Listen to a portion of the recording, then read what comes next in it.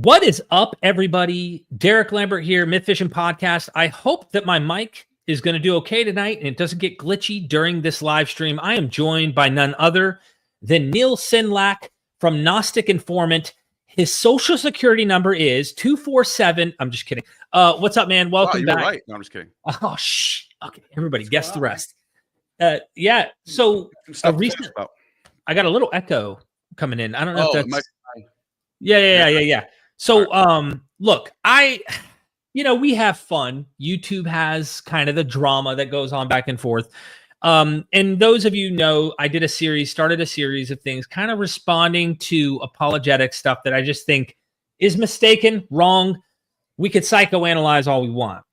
In the first response, I glanced at this conference, didn't even watch the whole thing, glanced at this conference, saw a statement by Michael Jones, pulled that statement, found other claims, that were made by William Lane Craig saying there are no dying and rising God myths in the ancient world, which is just, honestly, either he hasn't caught up with like the contemporary scholarship on this, and is it being more nuanced, or just is outright wrong or dishonest, or, we could play those games. People love throwing those words around. And we've thrown those words around. So before we get too deep into this, let me go ahead and pull the rabbit out of the hat and say up front that in my last live stream, when I was addressing Michael Jones, and I did couple recordings with someone mentioning that Michael Jones got the dating of the source. He said that Dionysus turned water into wine. He says it is a source that Dionysus turned water into wine. Very interesting how he came to his conclusion in the last stream he just did 30 minutes ago and wouldn't talk to me because he's mad at me right now. And I get it. He's upset. He takes this stuff personal. He gets offended easily. And I just want to squash the whole thing and try to move forward. Personally, Neal doesn't give a shit. Okay, let's just keep it real. Neal doesn't care. I'm not here. I'm more sensitive to these things, and I'm more of a caring kind of teddy bear, right, Neal? Wouldn't you say? I agree with that. People say I'm a bit naive for that, but it's got me this far in life, and I think I try to keep doing that. But I want to say, number one, I was wrong that he did correct the date and did not catch that in his live stream. I was actually driving with you, Neal. We were coming back from Gad Barnea, and we were listening to some of the live stream, and we were listening and then skipping a little and listening a little. So I didn't hear the entire thing of him actually making that correction, even though I was in the chat. I just wasn't actually paying attention. And for that, I apologize. I was absolutely wrong. IP, I will not be showing at your door at 2:30 in the morning, sending you legal notes to have you take down. Of course, I'm joking with the whole Billy Carson stuff. That's wild. That's wild stuff. I know. Like, whoa. But I want to address the Joshua Bowen stuff real quick. No, we are going to deal with water into wine. We are going to deal with Epiphany stuff. We are going to still double down on some things that we really think just... Well, I got more. I'll bring more sources. That's what I'll do. We're going to bring more and more and more. And by the way, we got so much more even than what we're bringing here. We're actually working on an article. Are we not, Neal? We're working on putting together something. Academic art. We've talked to scholars that think that you and I have a case to have a legitimate academically sound case about the January 6th Epiphany. Exactly. Based on Joshua, the primary sources. Yeah. Just to get that out of the way with Joshua Bowen and Nana, right? So Jones pointed out the chronology. He's upset. That is my interpretation on why he thinks we purposefully are lying or being deceiving or whatever. Of course, his audience will eat that up. Dude, guys, thank you, skeptic audience, friends in the chat. I don't care if you're Christian or not. We have a very good community. I mean, yes, some of you guys are toxic as hell. I don't like it. Honestly, sometimes you guys get real cringy. But compared to what I experienced in their chat, it is bad. I'm talking like no fruits of the spirit. It's very rare to find a Christian who's literally defending me or at least trying to be kind in that way in the chat. I just came out of his Inspiring Philosophy chat. There was like 900 people, 1,000 people watching. And I was very shocked to find the treatment, the continuous abuse from so many of them. I was just like, dude, so don't be like that. Don't. Be good people. Try to empathize and understand this shit is deep. And the reason people hold on to these things, there may be several factors at play. Sometimes we are dishonest in our motivations, or we are wrong about what we say when we're in our driving home some point. So Joshua Bowen, I reached out to Joshua Bowen and said, hey, dude, look at this video and tell me if Michael Jones is correct. I did not realize Jones was actually going to show the entire text that I never got to see. Joshua Bowen actually called me and was like, oh my God, dude, I'm sorry that Jones is putting you on the spot like that. Literally, I did not check the dates. It also cut off. He also cut. I don't know what happened with his microphone. It magically cut off right when he's about to read Josh Bowen's rebuttal of why he thinks that the interpretation is incorrect and why the plain reading is much easier. That never got answered. As soon as he's about to read that part, his mic cuts out. When his mic magically cuts back on, I'm not saying there was anything intent there, but it was weird. His mic cuts back on right when he's done reading that part. And then you think he was going to reread that part because he found out from his audience that his mic is muted. He doesn't go back and read it. He just goes to the next I text him. I even try because I do have his number, and I'm not like calling or harassing or anything. I was literally just trying to help him because he was for 5 minutes, bro. You were watching, others were watching, and I didn't want him to like go on for 10 and not realize, hey, I want to hear what he had to say. I want to hear what he had to say. I want to know. So did I. Dude, we honestly, our motivations, yes, we are passionate. We're driven, maybe speaking past, maybe even sometimes over exaggerating. That can happen on both ends, right? It's going to happen. We're human. But Joshua Bowen is saying he's sorry, 100% his fault. Josh didn't recognize the chronology and was like, when he responded to me, I didn't see these texts. I'm thinking to myself, hold on. How did he go to Josh? You can imagine where I'm coming from, right? How did he go to Josh and then turn around and make this conference and not get correction from a real bona fide expert who reads this material and at least go up there and go, look, I know I'm against the grain here, and I know that the Assyriologists and the great brains and minds think this, but I'm going with this guy in 1967. I thought he was being a bit dishonest too. I will say this though: when you're going up on a stage to do a conference, to do a speech, you should do your research more. It's not an excuse that he talked to Josh after that. You know what I'm saying? That's not like that doesn't get you out of the fact that you still went up on stage and spewed a bunch of nonsense about this passage, trying to. Look, I make videos, right? Let's be honest. I've made videos in the past where I know I don't agree with myself and think I'm wrong. Okay, that was in the past. But this would have been the time during this for him to go, I actually changed my mind and I am persuaded that Joshua Bowen's interpretation. He didn't do that. He was too focused. And maybe I'm reading into this a bit too much. And he's so emotionally driven toward defending himself. That's a great point. He put it on record right then. He just made a really great point. He acknowledged. So on one hand, he's acknowledging, oh, I did this speech and then I talked to an expert later. So I guess we're out of trouble. But then on the other hand, he doesn't actually go, but since this Assyriologist is coming to me after my speech, and we talked, and I get it. I didn't understand the atta, the verb form that present, past tense thing. I didn't understand. Now I get that. Holy shit. Okay, let's move. He doesn't do that. He still, after all that was said and done, he still went back to that paper that he was talking about from who was that anyway? Landez. So no, a bona fide Hebrew Bible scholar. He may be a believer or something, but I wouldn't call him an apologist. He's not a Assyriologist, though. He's not aware of Sumerian. I'm sorry, but that's enough right there to go, dude. You're not being. No offense. I'm not saying the guy's a bad scholar, but we're talking about Sumerian. Yeah. You don't ask a classicist about Coptic stuff. You ask about Greek and Latin. You don't go to Egyptologist about Germanic legends. You just don't do that. Exactly. And I get that. I just want to address that to say up front, that became the gotcha. So two things on the entire stream for me were like hit home. This one, which really ended up becoming kind of a miscommunication, and the chronology became a gotcha where it looks like we're lying in his eyes. And in our eyes, it looked like he was lying. Who's lying? Well, Josh was like, dude, my bad. I didn't mean to. I didn't realize the chronology wasn't this. Then the other one was a mistake on my end, not thoroughly analyzing the live stream and seeing him go, I'm sorry. The source that I mentioned was actually 2nd century. So he did correct himself.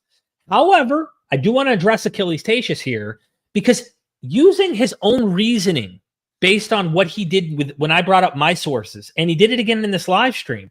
Neal, what is an epiphany? Let's talk about that for 1 second. What is an epiphany? literally the appearance, the manifestation of, well, a theophany would be a manifestation of a god. Right. Epiphany can be also applied to a god or a human or anything. I mean, it means a manifestation. Sometimes it's an epithet for a lot of these Seleucid, Ptolemaic kings, Pergamon kings. That it's a common Antiochus Epiphanes. Right. It means like the manifested one. You know what I mean? So Christians clearly, as we will point out, celebrate the baptism as Epiphany. The birth is an epiphany. Yeah. The wedding at Cana is an epiphany. Here is a God man showing his divineness. Dionysus is celebrated on January the 5th. And he's literally transforming. It's called an epiphany by multiple sources. By the way, exactly. Ana Jimenez Cristobal, the scholar, the classicist, wrote an article.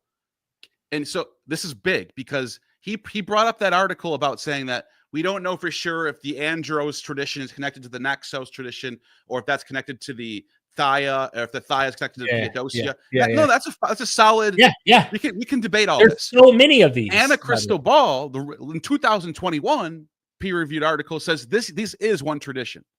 Right. That's what she was arguing. And she expresses there are other traditions too, but like this is a very important point. He did bring up a book. I did bring this up. I got the book here. We have some sources, of course, we can get into in the Greek and stuff as well, because you've been doing your Greek lately.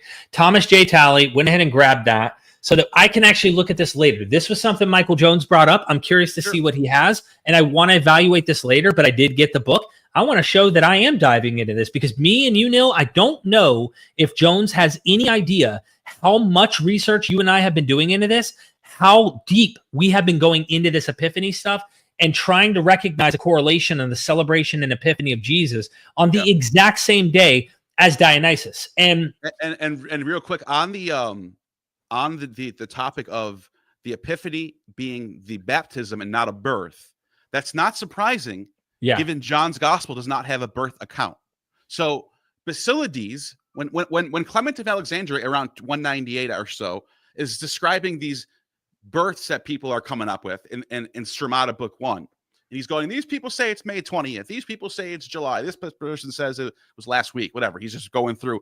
And then he goes, and the Basilidians celebrate the baptism as his day on, and he says the 15th of Tybee, but others say it was the 11th of Tybee, which would be January 6th. And he says that they spend the previous night in readings, January 5th. Right. The reason why this is important is because you can infer from that. He's talking about birth celebrations, and then he mentions this baptism celebration. Basilides, according to Hippolytus and Irenaeus, and I think there's another refutator from the late 2nd, early 3rd century, who makes it pretty clear that the Basilidians thought the birth was his baptism. Right. Hence the Epiphany. That's why they correlated the two. Yeah. That's why they said 30 years later. Hippolytus has this beautiful passage about how the Basilidians believe that when the dove came down as the Holy Spirit, Christ was begotten on that day. That is when the incarnation took place, according to Basilides. Right. And even the calculation theory scholars like Nothaft and Schmidt, these recent articles that are about why they calculated December 25th and how let's be caution about the Sol Invictus stuff. It might have happened before that. They also point out that the January 6th thing is the oldest one. It predates the December 25th thing. And Nothaft pointed out that he thinks that's why they wanted to get that birthed around the winter solstice, because they already were kind of hanging around that time anyway, January 6th. Right. He pointed that out to Tim O'Neill in his podcast.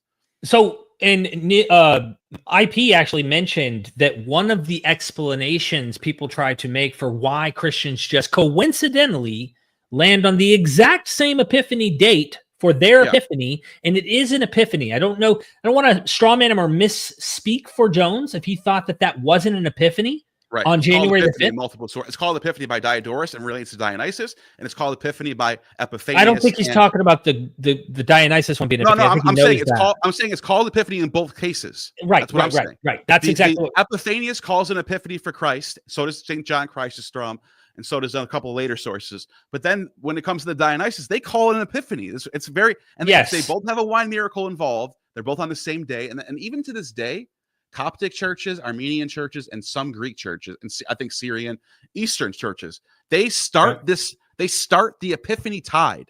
They call it the Theophany week on January 5th.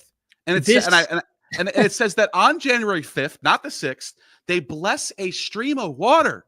And we can pull up the St. John Chrysostom passage if you want. Yeah. Let's pull that up. And so while you're pulling that up, thanks to Stephen Nelson for the slides. Yeah, to this very day, on January 5th, they bless the nearest stream of water to whatever church they're in. And then on the next day, they do it in a baptismal font in the church. So there's January 5th and January 6th are linked together in the church, just as it was with the Theodosia festival. So I think there's a lot going on there. These are a lot of very specific things. So we still need to get the Greek in this, and we're working on these as we go. But we're pulling it up. But this is the standardized translation. It says, "Why not? Why is it not that day on which the Lord was born, called Theophany?" Remember that's Epiphany with Theos in front of it. God Epiphany. Why is it considered Theophany? But rather this day which he was baptized. This present day it is on which he was baptized and sanctified the nature of water. Remember that thought, right? The nature of water. Because on this day, all having obtained the waters do carry it home and keep it all year. Since today the waters are sanctified, and an obvious phenomenon occurs. These waters, in their essence, do not spoil with the passage of time, but obtained today for one whole year, and often for 2 or 3, they remain unharmed and fresh, and afterwards for a long time do not stop being water, just as that obtained from the fountains. Right. So we're talking about fountains here. We're not talking about jugs of water. And it says, when then is this day called Theophany? Because Christ made himself known to all, Epiphany. Not then when he was born, but then when he was baptized. Right. Okay. You have a water transformation theme happening. It doesn't now we're done with the wine thing. This is in the 4th century. It looks like at this point the tradition is sort of moving away from the wine thing and sort of going into a holy water thing. That makes sense. Yeah, right? And you and I talked about that. Like we're definitely gonna have to dig deeper into some of these sources to see, is this a sanctified version, a Christianized form of something that is a carryover? Because let's go to Epiphanius for 1 second. This is so powerful, bro. You and I are on the same page. Oh, you and me are one, dude. We're 2 peas in a pod here. Epiphanius, and there's 2 versions of this. Right here is, which version is this? This is the earlier one with Ion, isn't it? No, this is not. No, that's the one you want. This is the one I want. Yep. Yeah. Okay, so the 11th of Tebet, for those who don't know, is January the 5th. Right? That's the 6th. That's the 6th. Oh, it's the 6th. So we're right here at the similar. The night of the 5th to the 6th is literally the celebration. If you're going on a lunar calendar, it is the night of the 5th. Got it. So the lunar calendars are at night. Solar calendars are morning. That's why it's sun. Get it? Get it? You see the moon. When you see the moon, it's the new day. That's a lunar calendar. All right, go ahead. Got it. The first sign occurred in Cana of Galilee when the water was made wine. Now, what's the Cana of Galilee? We know this is the wedding that took place. The John chapter 2 passage, right? Therefore, even in many places up to the present day, this occurs as a testimony to the unbelievers. I'd love to see that happen myself. Because of the divine sign that happened then, as many springs and rivers in various places are said to change into wine. For example, the spring... Notice how it's not a can of jugs of stone thing. No. This is a different Christian tradition that we lost. What is he talking about here? He's talking. He's not talking about Dionysus here. This is not Andros.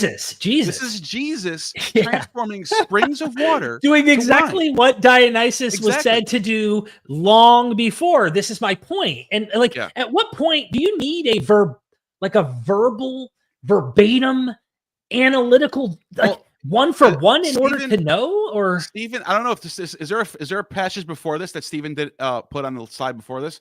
Because right before this, I can pull it up too if you don't have it. Which one? What does he have before that? What does he have before that? Just however, from all accounts, before that he goes to Plutarch, Lysander. Okay, never mind. I'll pull it up. Because in that passage, it's not on the screen. Right before that, Epiphanius says that these Christians that are doing this spring of water miracle thing on January 6th say that Christ was born after a term of 7 months. Right. Now, you know that's very specific. What the hell? 7 months. Well, guess what happens in Diodorus's account? Which includes springs of water turning into wine. Dionysus it's actually Osiris, he says, son of Semele. Son of Semele. That's like saying John the Baptist, son of Mary. Like you're combining Osiris and Dionysus into one. He says Osiris, son of Semele, was born after a term of 7 months, and this is called the Epiphany. He calls it an Epiphany. I'll pull it up right now if you don't believe. Yeah, pull that up while I want to finish this point here because listen, he's not just talking about some weird myth, supposedly like a tradition that you can't check for yourself kind of thing. He literally says, for example, the spring of the city of Kibera in Caria, from which the servants drew water, and he said, give to the master of the feast. Likewise, the spring in Gerasa of Arabia also bears witness. For we ourselves have drunk from the spring of Kibera, and our brothers have drunk from the spring in Gerasa at the shrine. Dude, this is a Christian Jesus shrine that is in these locations. Those earlier traditions that Pliny's talking about, these aren't just some springs. I've got classicists that'll tell you these are shrines of Dionysus. These are holy sites where the god manifests. Epiphany, there are shrines. And when you get away from the shrine, according to the story in Pliny that is given to him by Musanus, which is 3-time consul, he's important. This guy was someone next to Vespasian. He's big. Yeah. He literally says that the wine starts tasting, and this doesn't make sense, right? No, the idea that we're going to put arbitrary marks around how the text, like, I just got to ask everyone in the chat. The water. Let me ask everyone in the chat right now, everyone in the chat, if something starts to taste like it, wouldn't you assume it's pretty obvious that you're saying it's becoming that thing?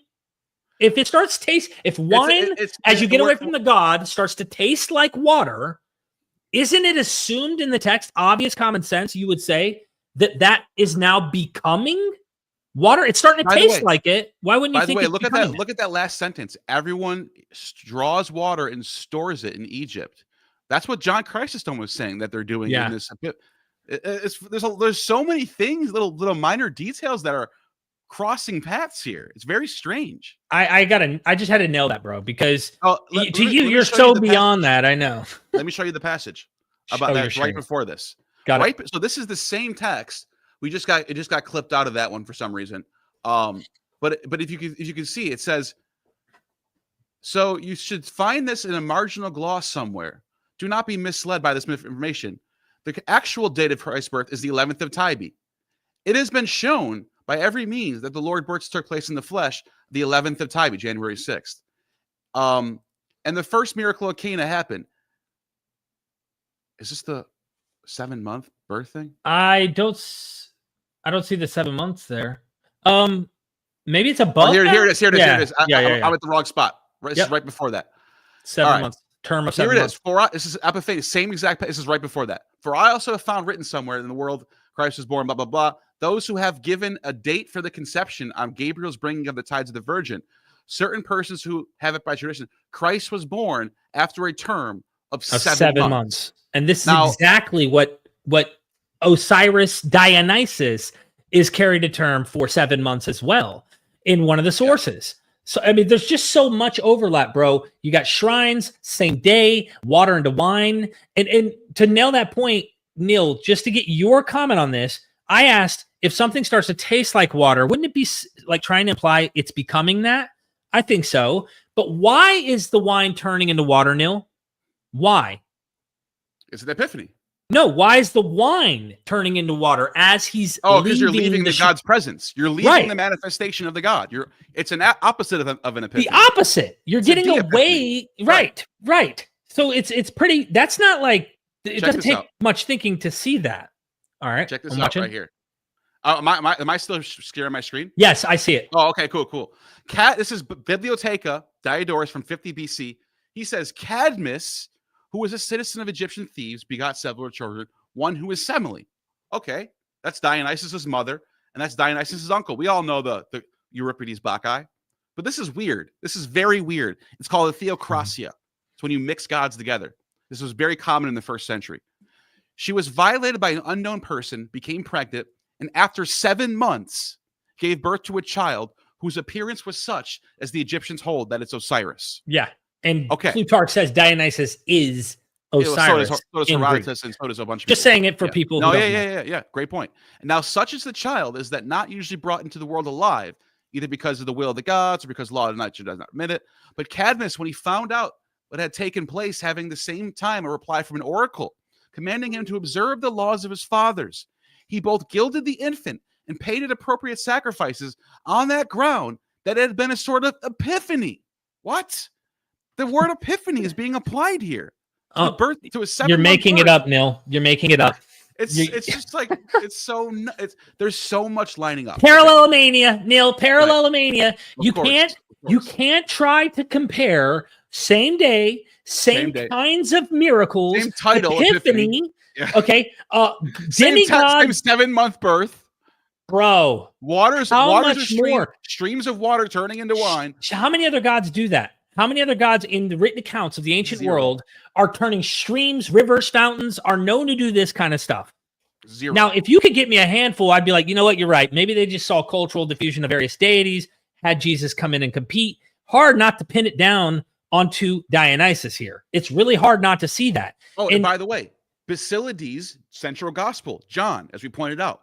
Yep, that's another point. If now Dennis McDonald comes into play here, because he's demonstrated in his book that it's sort of riffing off the Bacchae and applying Dionysian things to Jesus all throughout John's gospel is very, very much the Greco-Roman friendly version of the gospel. Yeah. It's and like Dennis points out in his Dionysian gospel, it's riffing not just off Bacchic themes, but it's going in the same chronological order the Bacchae does. Yes, occasionally you might have it move, but it's in places where contemporaneous stuff, like the water and the wine section in the Bacchae, is a shifted location, but it's even closely resembling the cauldron myth, which isn't in the Bacchae. It's a well-known, established tradition of Dionysus all throughout the Greco-Roman world. So, as you point out, they're using certain lebes, which is a specific type of jug, bronze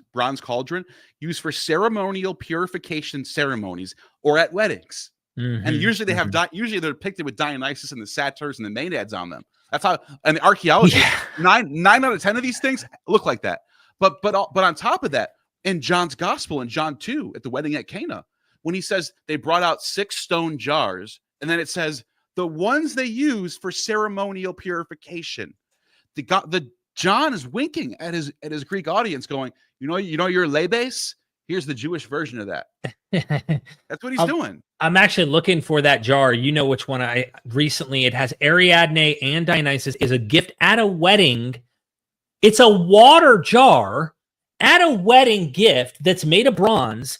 And man, when you start to look at this, sure, I can't prove. Me nor Neal can prove, like give you every single thing you need to know in order to be perfectly confident with certain knowledge that this is absolutely riffing off of this tradition. But we have enough with the idea, there's 6 jars in Jesus and 3 in Dionysus.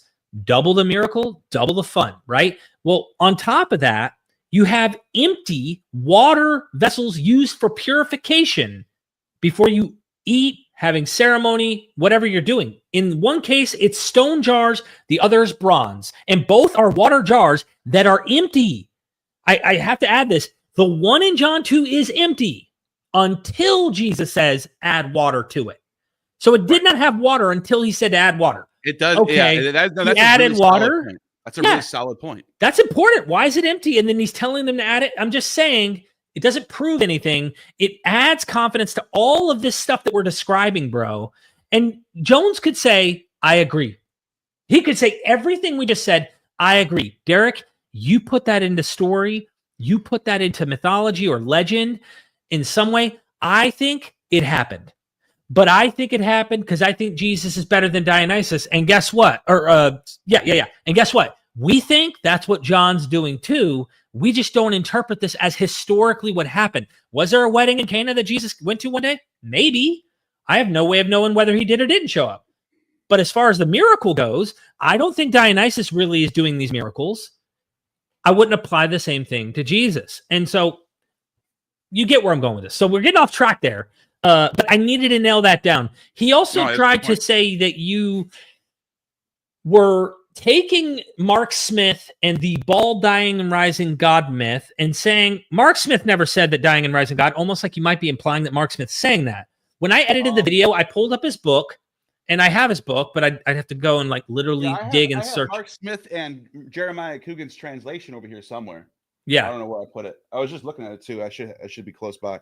But I have his translation, and the translation says in Mark Smith's translation, Paul is dead. Right. It's not so he put on the screen that Mark Smith doesn't think this. Mark Smith is in his article says, let's be cautious about how we interpret the resurrection. Right. He doesn't interpret it as a dying and rising God. We understand that. Paula Corintha, or Paula, however you pronounce it. I just did an interview with her, by the way. Stay tuned, ladies and gentlemen. You got an interview coming on dying and rising gods from a cutting edge, right now, contemporaneous scholar who is an expert in this. She studied Fraser. She knows Jonathan Z. Smith like the back of her hand, and she disagrees with Jonathan Z. Smith. And she's not ashamed of it. She wrote a book on this, and she's a PhD. She likes to call herself a classicist. She's also an anthropologist, and she's a comparative mythologist. We have an interview Science of religions professor. Bingo. She says, no, Baal died and rose again. And I understand why they want to argue it's ambiguous or not be so certain because we have a broken text. But she says Mott swallows him, literally going down into the underworld. It's a catabasis. He dies, and Not destroys Mott and ends up resurrecting him through sewing him back. Okay. Or is that Dionysus? Yeah. Either way. She says that he comes back to... Go ahead. Jonathan Z. Smith, I think we're starting to get to an era where we're starting to think some of his ideas are dated, because why are we putting these arbitrary rules and putting things in certain boxes that can't, like this box can't influence this box because this box has specific parameters on it. Right. That's not how the ancients think. It's not how culture works. So I disagree with Jonathan Z. Smith on this idea that we have to. Well, first of all, I think he's wrong about Fraser, and this is what Paola was talking about. Yeah. Fraser doesn't necessarily say these are all one thing being reinterpreted. Fraser is just pointing out that the cultural dynamics of these myths sort of have a lot of overlap. You've read Fraser too, don't you think? He's misrepresented pretty hard. I get it. He uses language at a time that was normal. Yeah. It's old. He uses words like primitive or savages or things like that. And he's describing oftentimes societies that when you're looking at how they're behaving and stuff compared to what we would consider first world countries, you would go, okay, hold on. That's not a organized society like we have today. You might call that savage or backwards or whatever people will call that. Well, that's too insensitive and that's too politically incorrect to do. And I understand why we want to be cautious about approaching it that way. But we read Darwin, don't we?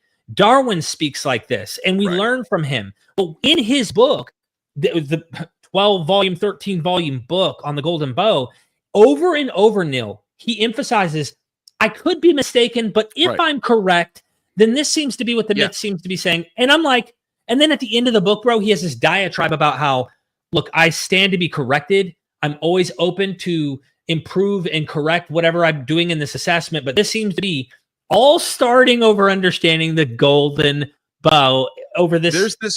There's this horrible book by a Christian pastor or something from a Protestant church, Alexander Hislop. And I don't know when I think it's from 1807 or something, or 1850 or something. Yeah. It's in the 19th century, before Fraser.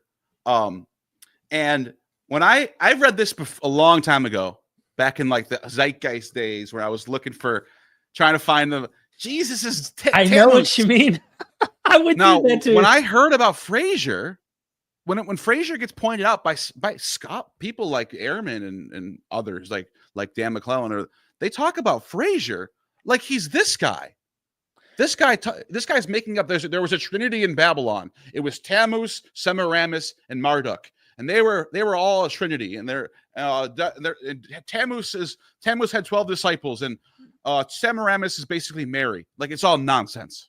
Right. Now, when I got introduced to Fraser, they made it seem like Fraser was like this. Fraser is completely nonsense, made up. And then I started reading Fraser. First thing I noticed, whoa, this was printed, peer reviewed by Princeton. in 19 something or whatever. 1930 something is so it wasn't this was like a really this guy is just printing his own stuff, like, right? Yeah. All right. Yeah. All right, so right away I noticed, okay, we're not in the same world. Now we're in a different world. Then I started reading the book. I'm like, this guy's extremely scientific in his approach. Very extremely well balanced. Bro, his whole remember careful. I called you and I was like, listen, I'm gonna start this book. I'm traveling across the country, moving my family to Florida. And you were like, it's big, dude. You might want to skip like 7-8 chapters of magic. And I'm like, yeah, 7 or 8 chapters. The beginning about magic is like a crazy shit, but like it works if you're listening to it instead of reading it because it's a lot. But I'm sitting there driving, right? And I was like, man, should I take Neal's advice and start like over here near Dying and Rising Gods, or should I go from the beginning? And I just was like, dude, I got 42 hours of driving. 42 hours of driving. Yeah. Turn it on, bro. My ears hurt from the headphones. I was so into it driving. I was sitting there going, oh my God, I've never heard anyone go into magic like this. Understanding sympathetic and going deep into the magic. Bro, I've never heard anyone so gangster go into all of this. It was amazing. I was like, okay, so now I need to go and look at more of this stuff. And you know me, I love looking for those comparative things. There's a reason why in Apocalypse Now, one of the great books by Coppola, the great director of the famous movies, Godfather and all that. There's a reason why in that movie the guy from Vietnam, the trader guy, he's reading. This camera pans and he's reading. So it shows the Bible and it shows the Golden Bough. I'm like, yo, that's crazy. That was a cool little nod in that movie because it's a classic book. It's a classic book. It really is. Absolutely. It deserves its credit, and it deserves criticism too. Without a doubt. But I think Paula pointed out the problem was all it gets today from scholars is criticism, and they want to silence it and have nothing to do with it. They treat it like this, and it's crazy. That is crazy. And I understand he's not, there's going to be mistakes. Of course, we can learn from it though. It still was a good book. I loved it. So he tried to get you on that and tried to nail you on Mark Smith. And Mark Smith is saying, while he draws a different conclusion and doesn't take the Dying and Rising God issue for other reasons, probably influenced by Jonathan Z. Smith, you're saying, no, it's not. He's saying a more nuanced scholarly approach, not a dogmatic no, but like, I'm not persuaded, and here's why I'm not fully persuaded of the Dying and Rising motif. And am I assessing that properly, Neal? Yeah. Okay. I want to make sure that I'm... Yeah, but the point I was making is Mark Smith, Jeremiah Coogan's translation is clear. It literally says Baal is dead. And then we have the lost missing text. And then we have a clear scene of Mot getting destroyed by Anat, and then Baal's alive again. So however you want to interpret the in-between of the nature of the resurrection. Yeah. It wasn't really resurrection. He was lost, wandering or something like that and came back. Who cares? Yeah. Because at the end of the day, we have to think, could this influence later cultures that might want to rewrite this in a different way? That's the question. Myths always take on a new spin. The question, they're trying to make it a different question. They're trying to make the question is those sources don't actually exist the way you think they do. No, they do exist that way. The question isn't the question isn't does Dionysus resurrect? The question isn't is Horus born around the winter solstice? Those are sources that we can find. The question is, does it influence the Christian tradition? Of course, because that's the whole point. Get out of this fake area and go to the real area. That brings me to this point, Neal. We have to address this. This is important. Michael Jones went, why are they getting upset? Why are they responding? Which I wouldn't even say we're upset. I think it's more of a challenge. It's like we're having fun. We're competing, and it got personal. And I want to apologize right now just to say, I did not intend this to be a shit show or try to it came that way. It got that way because we're being competitive, and it went a bit far. And I want to say it for myself that maybe I went a little too far and it's hurt Michael Jones' feelings. And for that, I did not intend to try and do that. Now, I want to move forward and say this. Jones wanted to know why we even responded since we're not mythicists. Me and Neal have found a problem, and it isn't just Jones.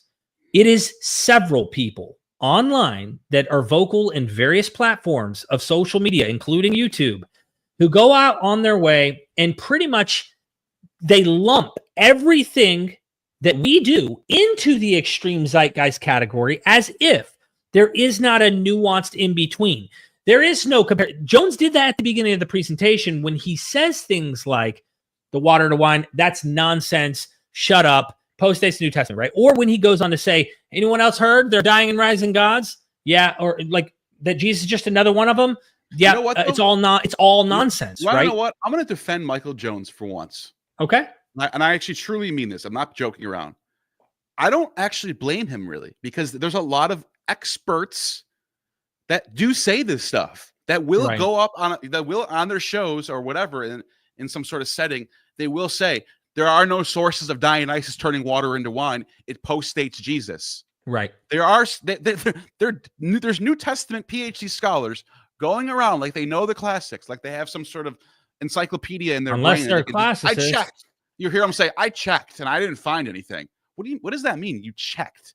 Did you consult a classicist that knows the sources? Is that what you did? Right. Or did you Google it and didn't find it right away and then go, doesn't exist? That's what it seems like they're doing. So I want to defend Michael Jones and say there's a lot of experts with credentials saying there are no dying and rising gods until after Jesus. Dionysus doesn't resurrect. That's after Jesus. Or he doesn't turn water into wine. That's after Jesus. You hear that from people like McClellan, for example. That's a more recent one. I know you don't want to talk crap about him on your channel, but I'm just pointing out. I don't have to talk crap to think someone's wrong. I know. I'm just pointing out that there are accredited scholars that will push this stuff. Yeah. And Michael Jones hears it and then he repeats it. Right. So right. I almost want to defend him on that. So you're saying you kind of feel bad because, I mean, we all are going to gravitate toward our bias. We're all going to go, like, for example, if you get me on, Richard Bauckham, right? I can read it. I can listen to him. I could follow his path, but I feel like I'm like walking in this. He's taking everything so eyewitness and so historical as what's happening. I feel like he's missing the narrative, the theme, the story. And he might be thinking, no, you're making story out of history. And so we have these bias that we gravitate toward, and it's going to cause us to kind of draw to certain academics that have certain ideas that we also are in tune with. Whereas I know I'm biased. We all are. Yeah. But no, and you have to put little what do you call them? You have to put little parameters on yourself so you can check yourself in these biases. So the way to do it is look for evidence on the contrary. Right. Try to debunk yourself as hard as you can. I try to do this all the time. I was just listening to NoThaf's podcast about December 25th, and he's talking about, and I know he's biased too. He wants there to be, and I'm not talking crap about him, but you could tell he wants there to be an existing tradition about December 25th that predates Aurelian's Sol Invictus. And the reason why I can tell is because when he was talking about it, he was like, there's a commentary on Daniel passage from 205. And it says that he was born on December 25th.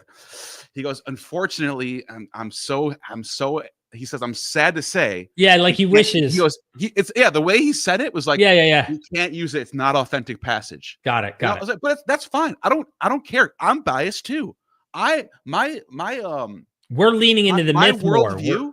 My worldview, I want there to be pagan parallels. I'm looking for that stuff. But the thing is, I also have ways of checking my biases. Yeah, and here, this is where you could accuse sometimes of us maybe making parallels where there may or may not be, and someone will go, that's parallelomania, and then you can go, but guys, the exercise of doing, none of us are, first of all, you and me we don't have this ontological threat of death and hell and all that kind of stuff hanging over our shoulders, number one. So we have the freedom to do this. Number two is we know that it's happening. We're just trying to figure out where and how. And to do so, you got to be careful with your tools, what kind of criteria you're using, your methodology, all of that in order to accomplish it. And at the end of the day, I don't want to miss out on those parallels at this point because I have found freedom in recognizing this is another duck among various ducks that have walked, quacked, talked, flown like the others. This one won the day. We might want to break apart the ingredients of Christianity and see what happened in its certain time periods that caused its success. I think that Christianity did a great job at mutating to whatever environment it was in. It was willing to adapt and literally become, like your famous video on Twitter, become like water. Bruce Lee says, be like water. You become the teapot. Christianity literally became like Manichaean. Christianity became Buddhist-ish. Christianity became completely Dionysian and Alexandrian. Christianity became imperial cult-like. I mean, Christianity became the thing that it was trying to beat. And what did it do? It won. You know the example of transforming old pagan temples into churches is a prime example of reforming and reshaping and purifying the culture. Because, you know, the St. George Church to this day was built upon a temple to Theseus. And who is Theseus? He's the dragon slayer. St. George is depicted as slaying dragons. You know, like that's one of them I noticed. You also have St. Demetrius Church. Demeter is in his name. Demetrius, Demeter. Demetrius actually means son of Demeter. That's what the name means. Well, there's a legend. There's a 6th or 7th century legend. I think it's 6th century legend where he gets visited by Demeter in a dream and is told, go worship Christ. I'm done. Christ is the real deal. I'm just secondary, like some sort of John the Baptist type of thing. Right. I love that kind of stuff when you see the transition take place. Transitioning, right. There's fossils still left. That's what we're seeing with rivers and streams being transformed into wine in Epiphanius' day. That's what we see happening with the Epiphany celebration on January the 5th by Basilides, whose text was John's gospel. And clearly, here you have a baptism. There's no birth narrative. So for those who don't know what adoptionism is, let's get into that just briefly and mention what that belief is. Because Christians today have this full package. They have kind of done a diatessaron concept in their mind with all 4 gospels. They've harmonized them, and their interpretation is this conglomerate view of Christianity and Jesus and stuff. They haven't isolated these texts. Basilides is not using Matthew and Luke. Basilides has an idea of Christianity without a birth narrative. His has a baptism. He's an adoptionist who Jesus became incarnate, God in the flesh at his baptism, not at his birth. That's why it's so significant that this is, you know, the epiphany for him, that the manifestation of Christ is at his baptism. However, very early on, Christians also saw the birth as the incarnation of Jesus. And both of those were celebrated on the same day. Can I share something real quick? Yeah. Okay. This is pretty important too. Let me know when I'm up. You're up.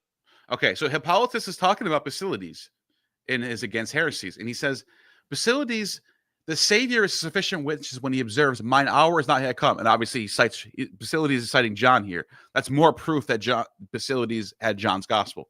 He's quoting from it. Mm-hmm. And then it says, this is according to the Basilidians, who has been conceived as the inner spiritual man in what is natural. So he's becoming born into the flesh from somewhere else.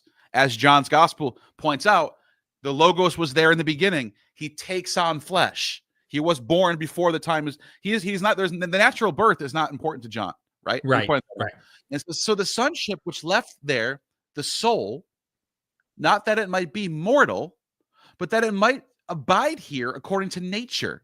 That's the soul taking on a fleshly body, just as the first sonship left above in its proper locality, the Holy Spirit. Remember, the dove comes down. That is the Spirit, which is conterminous. That is, I say, is he who has been conceived as the inner spiritual man and has then been arrayed in his own peculiar soul. So this is born from above, which is what you're saying. John's gospel, notice there's Logos. He comes in the flesh, but they don't narrate a birth. The first scene in the first chapter is the light came, and there was one who knew of the light, but he wasn't the light, and it talks about a baptism right out the gate. There's a baptism. It also says this, children born not of natural descent, nor of human decision or a husband's will, but born of God. Yep. The Logos became flesh and made his dwelling among us. And it says, I saw the Spirit come down from heaven as a dove remain on him. And as myself did not know him, but the one who sent me to baptize him with water told me, the man on whom you see the Spirit come down and remain is the one who will baptize you with the Holy Spirit. I have seen and I have testified that this is God. So this is the Epiphany. The baptism is the Epiphany. It is the birth. Yes, so, the manifestation of the God through the dove that's visibly coming down and indicating that, which we get in Mark and in John. Which brings us to what Clement was actually talking about. If you want to show that real quick, and then I'll let you take it over, because I just want to make sure we're on the same page of what you and I are trying to say about. Absolutely. Yeah. So Clement of Alexandria. Here we go. Now, this is the Greek. Now, New Advent has a really bad translation. And I just want people to point out. Now, before this, as Michael Jones correctly points out, he's right. Before this passage, Clement's naming off a bunch of Christians' birth dates for Jesus. They're all May 20th is one of them. Yep. This one, that one, and then he all out of nowhere goes, but those from Basilideans, hoide apo Basiledo kai tu baptismatos atu ten emeron. He says they also celebrate the day of his baptism, but the ordering is weird because he puts the baptism. He celebrates his baptism also the day. So like he's emphasizing baptism as the day. That's what it looks like. Right. Stephen pointed out that you could probably infer from this that this is like a replacement for the birth. The fact that because above in the previous paragraph, right, which I don't have that up here right now. I wish I did. No, we didn't expect to get. That. But in that earlier by the way, the Greek here is ambiguous. We've had some Greek experts analyzing this, and it's a bit ambiguous. But in the context above, you do get birth and baptism mentioned. And then notice here the Basilides are clearly indicated as being someone who celebrates the baptism, but it also seems like it could indicate birth here. Right. And I'm not saying this. And like I said, the fact that he's on the topic of birthdays in this passage, and then just kind of throws in the Basilideans, they celebrate his baptism on this day. And that the Tain Hemeron is a big deal, I think, on his day. So that day, his day is the baptism. That's basically what he's saying. That Tain Hemeron, see the red Tain Hemeron? Yep. On the left. If you go up, we don't have it, but if you look at the Greek before this, he uses Tain Hemeron for the birthday. Right. So it's the same the day, which is used for baptism and for birth. And this is why I also want to be clear that he doesn't. Michael Jones is right. He doesn't explicitly say the birth of Christ is on January 6th. He's right. Right. But it's even while he doesn't, very soon after Christians do on the very same day. So like you can argue, at this point they haven't put all this stuff, but when Christians are throwing spaghetti dates at the wall, the ones that stick, that really stick, and we still see celebrated even to this day today, is this important January 5th, 6th day and December 25th. December 25th comes later, but it ties in with the winter solstice. Why is that? Why did they stick with this date? What is so significant? Could it be that this date was so important among Gentiles, the very people Christians are targeting, that they needed to co-opt a day? I mean, you just mentioned a temple, right? A temple for Theseus, who's the dragon slayer. Look, scholars have pointed out sacred spaces typically remain sacred spaces. Notice we read Epiphanius talking about the shrines that they visit where the rivers and streams turn to wine in his day. We're talking 4th century AD, 400 years later, right? Past Christ. Here you have, and past really Pliny, who's mentioning these things. Seneca, Oedipus, right? Which we mentioned. Seneca talks about the streams literally transforming into wine. There's many other myths about this with Dionysus that describe streams, rivers, shrines, fountains, you name it. And here we go later, and we see this, shrines, rivers turning into wine. Then we see this same day that is emphasized by Epiphanius as a celebration of an epiphany and Saturnalia, all this stuff in all these regions. You're going to tell me it has no influence on why Basilides chose this date? Why Christians ended up capitalizing on usurping it? They chose temples and converted them into churches. They chose, I would say, narratives that were among the non-Jewish world and perfected them in their own Christian context. They do it on every level. Dates, celebrations, temples, narratives. They've done it with all. I'm trying to be consistent here, and it looks obvious to me and Neal that that's what's happening. Yeah. And like I said, there are churches to this very day. Here, this is an article right here from Greek City Times. Let me share this real quick. You'll like this. Yep. This is just one of many examples of churches to this day January 5th, the eve of the Theophany. And they do this thing on January 5th where they come out and they do a fast where there's another this blessing of the water. That's what I'm talking about. The blessing of the waters tradition. I think there's a Wikipedia for this. I'll actually pull it up in a second. Okay. There's a blessing of the waters tradition starts on January 5th, not January 6th. To this day. You kind of have to ask yourself, like, why did they start doing this on this day? And it has to do with waters too. It's very interesting. Yeah. You know, so it's just an odd coinkydink. Yeah. Yeah, man. I don't know. I mean, look, it sucks because I think what happens is there is ego, there is a bit of dick measuring contest and wanting to debunk, and also, you know, we're tribalistic humans, right? I know a lot of people in the chat were like trying to act like I was some Billy Carson fan or supporter and stuff over on his channel. And I'm like, no, because there were certain points that Billy said that I actually agreed with. Neal, you know what I'm talking about? Billy, in his debate with Wes, there was things he said, like, I don't know, God being a male in the Bible. Why is God considered a male? And of course, you know, the Christian position is that, hey, God is neither male nor female. They just use male pronouns. And I went in there and debunked that and was like, or at least brought up, I didn't debunk it. I brought up scholarship that actually shows, no, dude, and there's plenty of other books on this. I become a Billy apologist. Right. So here's the Great Blessings of the Waters is performed annually, once on the eve of the Epiphany, January 5th, and once on the feast day of the Theophany, January 6th. That's still to this day going on. And yeah, I think it's Coptic, Syriac, and Armenian churches. It's deeply rooted to the very origins. I'm not surprised it's Coptic either. That's where the Gnostics were. They're down in Egypt.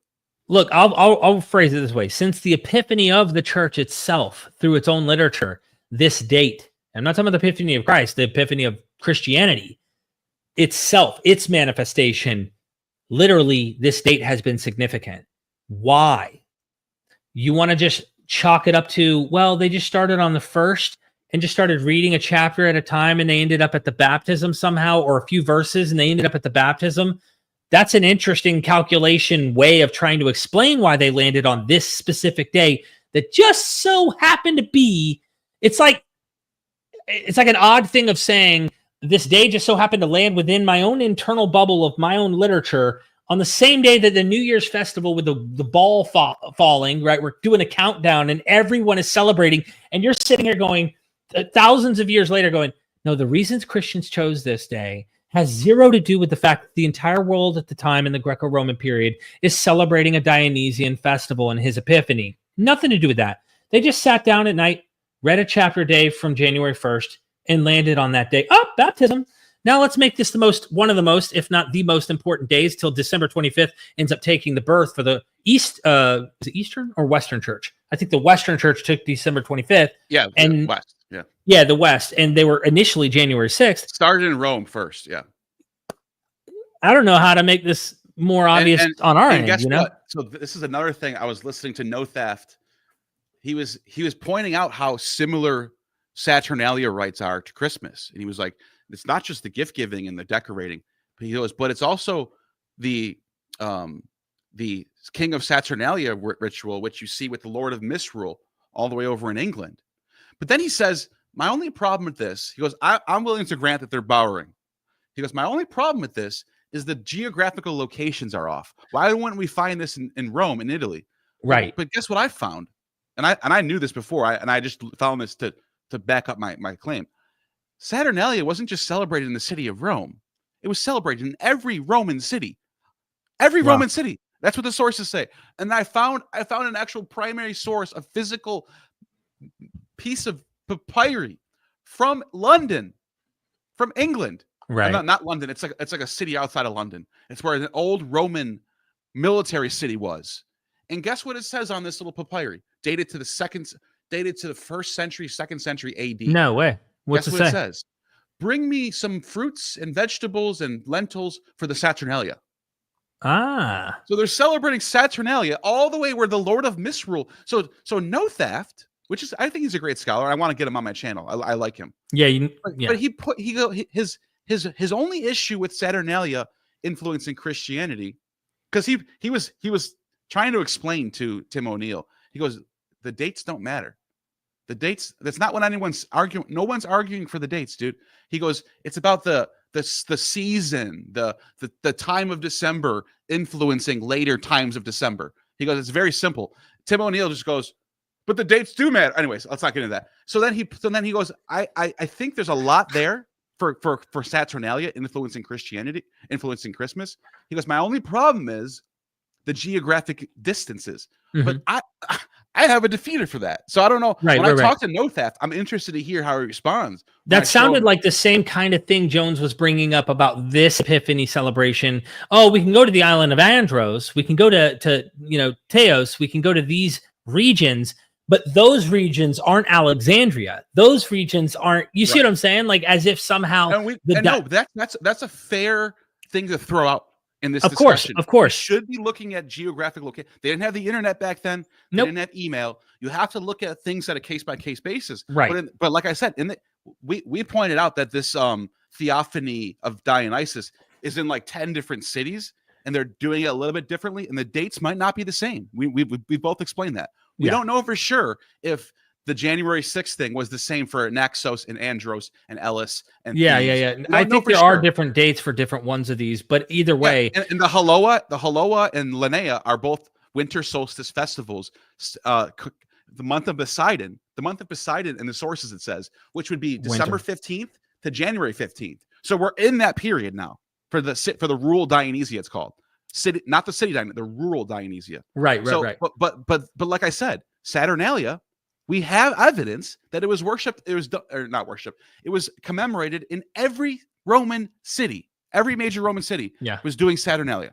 So I don't know. The geographic thing is the question I would have is like how many polis, how many regions have a Epiphany of Dionysus being celebrated or some form of this? A good question. And I imagine there's stuff we don't have sources for anymore. Like we've lost a lot of where these celebrations took place, but it's clear in the sources we were even reading in the original video I was doing.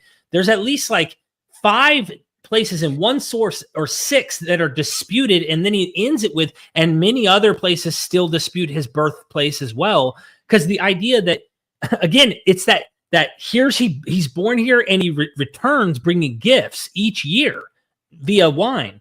So like they're arguing over it's his birthplace in here, Teos, Naxos, the list goes on, right? With all these places. And then he ends with, and many other places. I wish he listed all of them, because maybe Alexandria would have popped up. Maybe Tyre would have popped up. Maybe because there were Tyrian myths about the origin of wine, and in mention in Achilles Tatius, where he talks about, we think we're the mother of all the vines, and that this place has this kind, and the Chian wine, which is clear, and there's this and that. Like, dude, it's clearly all over the Roman Empire. Stephen is saying, and he's flexing on us with his Greek, because Stephen is the man.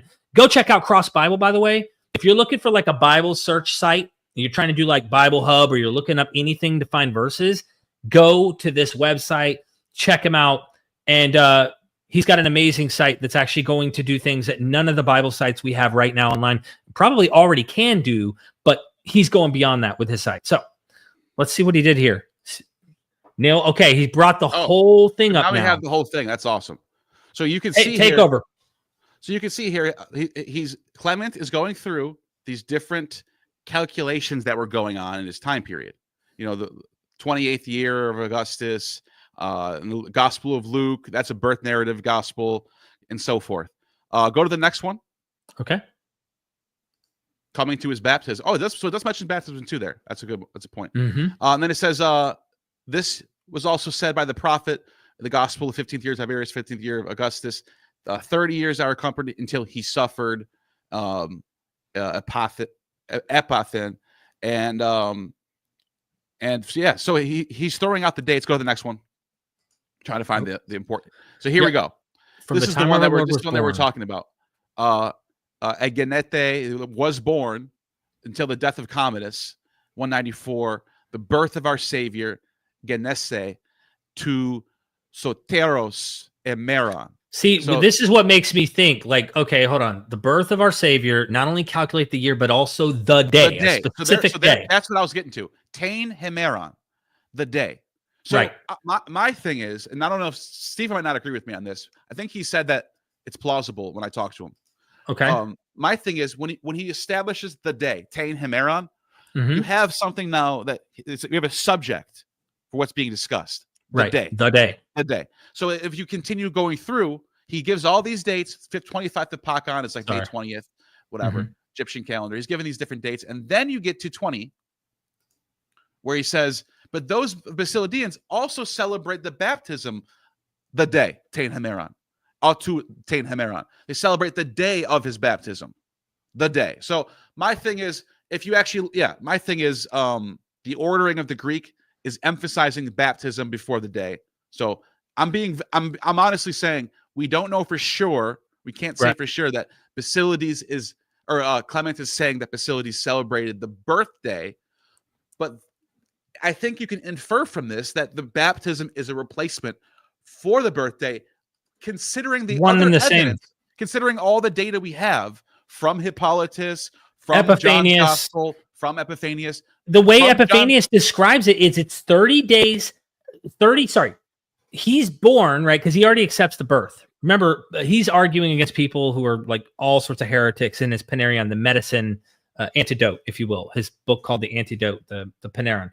In it, he says 30 years from his birth to the day he was baptized on this exact same day that we're talking about. So, and then he even goes, and those idolaters, they do it on the same day too. But it's like he acts like they're like devilish imitations of the Christian celebration. And I'm going, bro, they've been doing this before you guys. Like the idolaters and those Dionysian and cults and whatnot, we're already doing this before you guys, Pliny the Elder, on this exact same day. Like, I don't know how much, dude, I don't know what else we could do at this point except for like dig up a new papyri that says, hi, I'm Jesus and I'm doing this on this day because Dionysus did it or something. I don't know anything. Speaking of idolatry, I want to show you something. Okay. I've got some supers to get into after we're done here. I'm sorry if I skipped your super. I just had to pop that up. Okay. This would be my last. I know you got editing to do because you got a Christmas present coming for everybody, right? The guys are seeing my script for my video right now. It's I think it's 15,000 words. I think the script. Tertullian, so it's like a 2.5-hour video.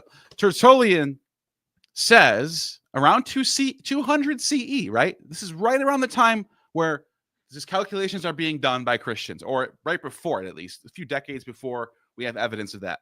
All right, so he says this is how I know people are. The church fathers are doing the opposite of what people are trying to claim they're doing. So I'll give you an example. In his De Idolatria, he talks about the devil, forsooth, has plastered over the Christian profession with his showy gods, that he may glorify himself in the pomp of the Christian names, as if he too were in it. He goes on to say, this is a few passages later, he says, however, the majority of the Christians have by this time persuaded themselves that it is permissible to make use of this kind of feast day, as they think, on the ground that its observance is of a general character. By us, however, who are strangers to Sabbaths and new moons and festivals. Remember, at this point in time, Christians thought it was taboo to celebrate birthdays, and they only had all they cared about was Easter at this time.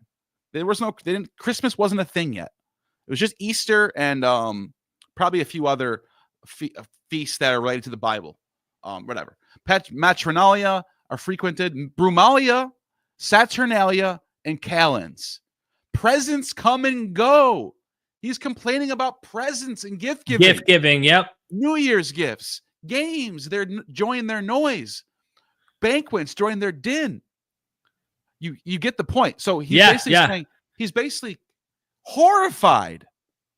He's horrified that Christians during his time are so drawn to these festivities. Yeah, late 2nd, early 3rd century, right before the Christmas thing happens, Christians are already taking part in Saturnalia rituals. Yeah. I don't know what else you need besides that. It just shows. Did you want to read it? Yeah, this is the last one. So Origin, where is it? Here it is. Origin says on birthdays, this is in 245. And now there's a reason. I'm going to explain why this is a big deal. On birthdays, when the lawless word reigns over them, they dance so that their movements please that word. One of those before us has observed what is written in Genesis about the birthday of Pharaoh, and has told that the worthless man who loves things connected with birth keeps birthday festivals. The worthless man keeps birthday festivals. And we, taking this suggestion from him, find in no scripture that a birthday was kept by a righteous man. This is in 245. This is 30 years before Aurelian instituted a temple dedicated to Sol Invictus on December 25th. So that means in origin circles, birthdays for anyone in the Bible was taboo. Now you hear this claim all the time from people that it was a popular tradition. This is what they say. It was a popular tradition, Derek, that when a prophet or a famous person died, that they would say he was born on the day he died. I've heard McClellan repeat this talking point. I've heard Tim O'Neill repeat this talking point. It's not true. We have one example, Moses. And guess what? He was born on the day that, according to the Talmud, which is way later, by the way, the Talmud says that because of the passage in which passage that he dies in Exodus, or is it Exodus or Deuteronomy? Deuteronomy. In Deuteronomy, where it says, and on the 120th year, Moses had died. So they go, oh, he died on his 120th birthday. Oh, interesting. But here's the thing about that. First of all, I heard Dan McClellan say it was popular for historians in the 3rd century to say that when a famous person died, that they were born on that day. Where's an example? I haven't seen one example. On top of that, when it comes to if we're gonna stick with the Moses thing for example, let's run the Moses thing. He's born on the day he died. Jesus was not born on March 25th. He's conceived on March 25th. So they change it. They change it from he's born on the day he died to he conceived on the. You have to take all these steps to get there. Do you understand what I'm saying? How the speculation is through the roof. Tim O'Neill asked Nothaf this question. How do we get from he goes, how do we get this tradition where people are born on the day they die? Nothaf corrected and goes, we just don't really know for sure. There's not really good examples of it. Wait a minute. You're the one going around the internet telling people that this was a famous thing people did. It's just not. And even Nothaf correctly points out, it's based on speculation, which is based on speculation. Right. It's not very scientific to get there. That's kind of what I was getting at when Michael Jones was bringing up how they came to, and it's not Michael Jones's idea. I'm not trying to blame him, but when he was bringing up how they came to January 5th for this Epiphany, it was simply from reading Mark chapter 1, verse 1, and then coming to the readings, landing on the baptism day of being January the 6th. So almost like they're reading it as a calendar type of text, lining up with, January 1st, 2nd, 3rd, 4th, and landing on this day as if it's the readings that led them there. And I'm not saying that there wasn't some type of Christian, let's adopt and match our text up to the ceremonies and the moons and suns and all of these special days and holidays. Which is taboo, by the way, which is taboo for Judeo-Christianity. So depends on who you ask, right? Yeah, it begs the question, because you're on one hand you're saying, well, they're not adopting from paganism, but they're doing this cosmic solstice thing. But that's that both of those can be true. Everyone's doing that, right? So like I'm saying it could be both. It doesn't have to be either or. And I want to make this very clear. I grant that I even think that Nothaf and Schmidt are right, that in 222 and 235, I do think that Hippolytus and Julius Africanus did do some calculations with the intent, because guess what? Their calculations are wrong. If you're going to calculate the day that Jesus was if you're going to calculate when the Passover happened from the years 30 BC to 33 or 29 to 33 and try to find out which 4 of those years, which one it landed on, none of them will give you March 25th. It's all of them. I think all of them are in April, except I think one of them is March 30th out of all 4 of those years. Right. So that means they didn't do the calculations right. which means that tells me that Hippolytus and Julius Africanus were intending to do these calculations. They were trying to get to the solstice. But doesn't that prove Nothath's point when he was saying to Tim O'Neill by saying the dates aren't what matters? It's the festival. It's the landing on the celebration of the spring equinox is the point. Nothath says that he thinks that they purposely calculated the solstice. They purposely wanted to get to the solstice, which is fine. I'm willing to grant that happened before Aurelian's feast day. Fine. Right. We agree there. But let's be honest about what Christians are doing here. They're trying to get this date. They're trying to get there. Then the next question is, why are they trying to get on the solstice? Right? I mean, why? The New Year's ball is falling. We're in our little corner and we're just making this up ourselves. And it's coincidence, or is there intention? They say John was born on summer solstice. Right. Jesus was born on winter solstice. These little cosmic Christian figures. It's kind of interesting. I think it's true. I think they did do that. Why wouldn't you? I mean, look, Ion, right, which is celebrated. This is Dionysus, Osiris, and later in the Summa as Adonis. Ion, the deity that is mentioned by Epiphanius, who is paraded around in the temple of Cori, which Persephone, literally on the same exact day. They see him as a zodiac deity. I'm not saying Jesus is, and I'm not trying to get over the top here in terms of trying to be overly zodiac here. But if your dude is a guy who's combating Sol Invictus, a guy who's combating the well-known cults of the world, I hate to break it to you, if I'm a businessman or if I'm even in a cult and I'm trying to compete and I'm trying to adopt and co-opt these audiences, my dude's going to be better than your dude. My dude's going to land on the days, and he's going to. The best analogy I can give, and this is so bad, this tells you how I grew up, obviously playing in the woods most of my life and outdoors. When a male dog, pisses on a tree around another male dog, that other male dog comes right behind him and marks their spot over that other dog's spot. It's animal nature, human nature, and I'm saying these cults are competing, and Christianity wanted to win. And they would do anything they could to win. So much so that eventually, as you pointed out, we get some death conversion. You better convert or die kind of stuff happening. This is a depiction of Ion. Contemporary with this time period where all these solstices are happening. There's a source from Porphyry about Mithras and the solstices and how the mortals are gaining mortality during the summer solstice and they gain immortality at the winter solstice. That's a weird passage. That's at the 3rd century as well. And then so Ion, this is Ion with the zodiac around him, and then according to Epiphanius, he's born of a virgin at the winter solstice. We didn't have that source, did we? Nope. We didn't. I didn't have that one ready. It's up to you. Yeah, dude, they need to see this. This is like when I saw it and actually went through it. Before we go, we have to show them this. When I went through this, it was like impressive to see. Epiphanius is not a nobody. He is literally in the school of the first, I will say, Christian historian in the world, Eusebius. Now we're talking about bona fide Christian historian. He's a successor of Eusebius. So he has all this guy's library. His job when Eusebius died.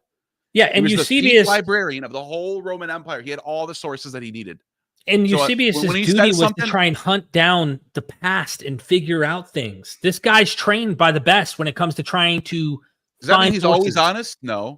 But when he's saying something that, what you have to think about it. Is there a reason that he would lie about Ion being born of a virgin? That's not something that makes sense for a Christian to say. Yeah. So it would make more sense that he would lie and say Ion was not born as a virgin to defend the tradition of. So you know what I'm saying? You see what I'm saying? I do know what you're saying. You can't use.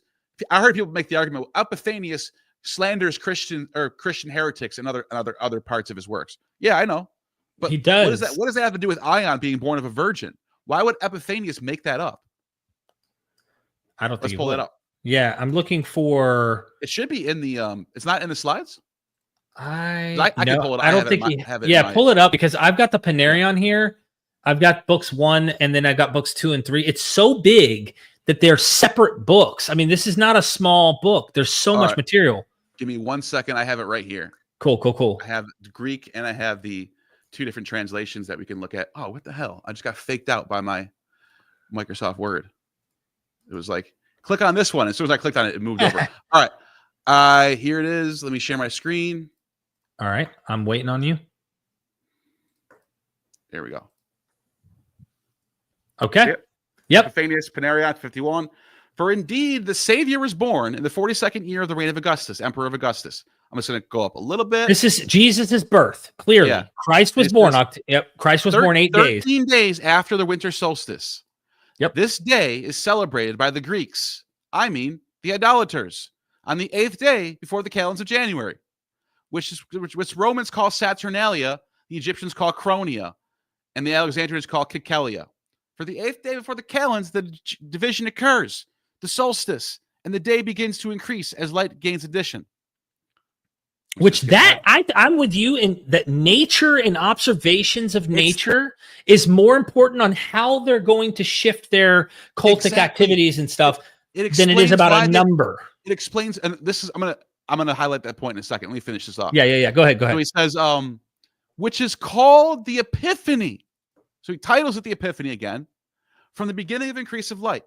Mm-hmm. And the reason why there's 12 days between the solstice and January 6th is because of 12 disciples, fulfilling the number of 13 days, blah, blah, blah, blah, blah.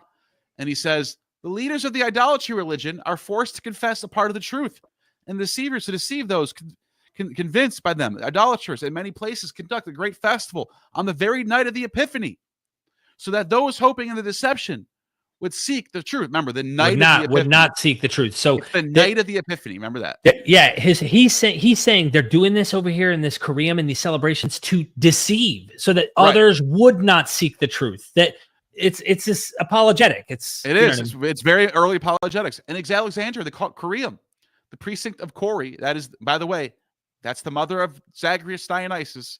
Yep. In Greek mythology, the original mom, mom of Dionysus. Dionysus's godmother, not his flesh mother, full divine. Yeah, and flutes with the singing to the idol and spending the whole night. And by the way, someone pointed this out to me: the crowing of roosters. Abraxas has a rooster head. That's Basilides' god. You know that, right? Yeah. Basilides is considered the one who invented Abraxas. I always get caught up and think about the roosters crowing, and then I'm you know what I'm talking about. This might have something to do with the Basilideans. I don't know. I'm just pointing that out. It says they descend in torches into a certain underground shrine and bring out a certain wooden statue seated on a litter, naked, having a golden seal of a cross on the forehead, and 2 other such seals on each other hand, and 2 on the knees, 5 seals made of gold. And they carry this statue around the middle of the temple 7 times with flutes and drums and hymns. And after celebrating that again, bring it down to the underground place. Being asked what mystery this is, they reply, this hour today, the Cori, that is the virgin. And by the way, those parentheses are in the text. So you're not adding that. No. Let me just show you guys. Where's the Greek? Parthenos. Where are you at? Wait, I cut off. Oh, it's over here. Parthenos. I want to show him this because someone would be like, that's parentheses. Where is it? Here, I'll do a word search. And just so while he's doing that, the point is his mother is a virgin. Yeah. In this, according to Epiphanius, the tradition has it that Cori the virgin. There have been scholars who've written on this. Some have tried to Christianize it and say, oh, that's just a Christianized term being lifted over here. Others think, no, we're not giving the benefit of the doubt that there are dual traditions where Cori is known as a virgin, just like Mary is known as a virgin. There it is. The Cori, Tutesen e Parthenos. That is the virgin.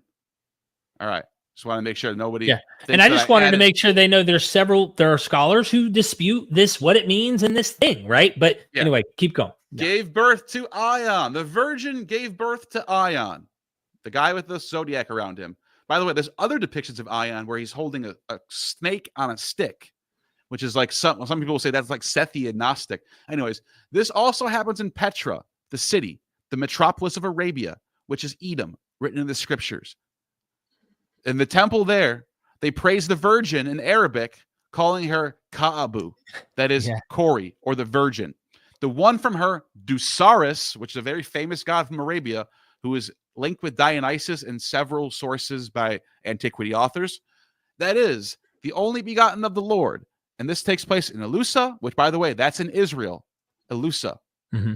I didn't know that till recently. It's I think it's near the Galilee. I'm not sure. Don't even ask me that. But it's in Israel. The city on the look that up because I want to find out where that is, if it's close to Jesus or not. As is there in Petra in Alexandria. I wanted to point something out here. What did you say before about that I wanted to highlight? I forgot what you said. The Virgin? No, there's something you said right before that where you said, oh shit, now I can't remember it. Anyways, I'll think of it. I don't know. I do know something, and I was like, I'm going to highlight what you just said there. What was? I can't remember it now. Damn. I will. Oh, I do know that in one of the sources of the scholars we're reading in German that we're checking out one of his works from 1913, who talks about the born from a rock concept that was something that people in this region of Petra actually had for Dusaris, and this we hear this even with Mithras. So like, and he describes this with the Kaaba. So it's like, okay, hold on, what the hell is going on here? There's so much going on here to consider. And I don't think we're crazy by seeing. Yeah, and if you read Ion's written about by Poimandres. Poimandres is one of these famous Neo-Pythagorean Platonist writers from late antiquity. Some people consider him Gnostic, whatever. Some people throw him in that category. But he writes about Ion, and he calls him like the divine logos and demiurge creator. Like he's like this soul. He's like Christ in so many ways. Ion. I want to show people what Ion looks like. I thought you did. You just did the Zodiac Ion. Well, there's the other one, Antioch, Syria. Yeah, pop it up. Believe it or not, in Antioch, Syria, mosaic, Antioch, Syria. I don't know. For some reason, this is hard to find. By the way, at some point, you and me need to go through some of our footage and our journey into Israel, because while we were in Sepphoris, there's more stuff. I didn't even remember how much Dionysus stuff was right there next to Nazareth. Orpheus mosaics everywhere too. Orpheus and Dionysus right next to the town of Nazareth. Like, crazy. Here, I'll show. This is cool. People will like this. This is a mosaic of Ion dated to the 2nd century, I think. Some maybe second, late third, maybe early third, something like that. But only after the first. The emblema of the mosaic of Ion and the chronoi. See, it says chronoi right here. Yep. This is Ion right here. So with this Zodiac, you can see the Zodiac a little. Yeah, these are different. This is like a Trinity god in a way. What I mean by that is, here's Ion. These are 3 aspects of Ion: the young Ion, middle-aged Ion, and older Ion. So he's a time god. What book is that? What book is this? Yeah, is that a book or an article? It's from an article. Okay. Just saying, people could read that if they wanted to. It's called Ion. Okay. Huh. It's the university. Nice. JSTOR. But yeah, this is dug up in Antioch, Syria. And you can see this was built by elite. This is not some random guy building his house for this is, look how nicely done this is. This is the upper reminds me Roman, that's better than Sepphoris looking, but still there's some stuff like Roman that. Governor that built this thing. You know what I mean? Yeah, you got me wanting to pull up, man, some of the Israel trip, dude. Yeah. There's too much to dig into. Oh, I remember what I want to say now. Yeah, go ahead. So we're talking about this obsession with solstices. You were pointing this out. Ion, Jesus, Mithras, Sol Invictus. It's weird. In the 3rd century, all of a sudden there's this obsession with getting people to be born or associated with the solstices. Where Macrobius writes a book called Saturnalia. And you know what he says in this book? He does a theocracia. I have to show you this. Is this with the different gods, like various different? Yeah, I promise this will be done after this. Okay. Can I let me pull up one more thing, and then we'll $20, bro. $20. I got you. All right. So this will be good to end on because it's so crazy. It highlights the culture of the time period of why December 25th or the solstice became so important. Got it. So before I even let me just Macrobius. Do a word search for Macrobius. Here we go. Macrobius Can you see the screen? Yep. Is it big enough? Yeah, I think. All right, I'll read it. Yeah, read it. Macrobius in his Saturnalia makes a theocracia. Attis, Dionysus, Adonis, Apollo, Mithras, and even Pan, he says, are all Yahweh. Yeah, that's that Yahwehism, this is the bro. same name as Yahweh in Greek. From the oldest manuscripts we have of the Old Testament, the Yahweh is the name of Yahweh in Greek. And Gad, I guarantee you, would say this is Yahwehism. Yahwehism, yes. Yeah. He's doing so. This is Yahwehism. He's even citing older sources from Orphic hymns that say this. The Chaldean Oracles is one of them. The Chaldean Oracles says that Dionysus is called Yahweh in the Phoenician tongue, Sabaoth, and that it's like a play on the word Sabazius. That's another name of Dionysus. Right. But Macrobius is describing Saturnalia and the winter solstice, and this is what he says: Orpheus declares that the sun Apollo is the same as Dionysus. That's some Nietzschean shit right there. Yeah. The son, whom they call a surname Dionysus. And then he says, this is how they elaborate it. Zeus is one. Hades is one. Apollo is one. Dionysus is one. The authority of that verse is based on the oracle of Apollo at Claros, in which another name is also given to the sun, who in these sacred verses, among other things, Yahweh. He's called Yahweh. Right. For when Apollo of Claros was asked concerning the god called Yahweh, which of the gods should be considered, Apollo replies, those who know the mysteries should conceal things not to be sought. But if your understanding is slight, your mind feeble, say that the greatest god of all is Yahweh. Hades in winter. Yep. Zeus at the spring, sun Apollo in summer, and delicate Iacchos in the fall. I used this quote in my Origin of Yahweh video that I was doing with trying to show Nisa Mamzalog's work to kind of show later these connections that ancient authors did between Dionysus and even Yahweh. Now, I didn't capitalize on what you're describing here, but yeah, there's something going on, bro. There's no doubt. This is where the solstice comes in, because then he talks about this calendar in Delphi, which, by the way, we found this calendar. It turns out Macrobius is right. This is an ancient calendar from Delphi that depicts Apollo being ruler of the summer and Dionysus being ruler of the winter. So I just wanted to paraphrase what he writes here, but this is the big part. He goes, similarly, some of the images of Dionysus are fashioned in the form of a boy, others of a young man, sometimes bearded or even elderly. Now, this reminds me of Ion. Yeah. The aspects of Ion, the young Ion, the middle Ion, and the older Ion. There's 4 Ions total. I don't know what they only have 3 of them that have times dedicated to them. The other one is just Ion. So maybe it's 4 seasons, maybe it's 3 seasons. I don't know. Anyways, like the image of the Greek Bessarius, but the different ages are to be understood in reference to Sol. It is very small at the winter solstice. Remember, the birth of Sol Invictus is the winter solstice, right? Right. December 25th. Mm-hmm. Like the image of the Egyptian, and he just said that Sol is Dionysus in this passage. Right. The image of the Egyptians bring out and shrine on a fixed date with the appearance of a small infant. That's like the Epiphany. That's Ion. Yes, Ion. And that says, since the winter solstice is the shortest day. You know what he's saying here? He's saying Dionysus is born at the winter solstice. Right.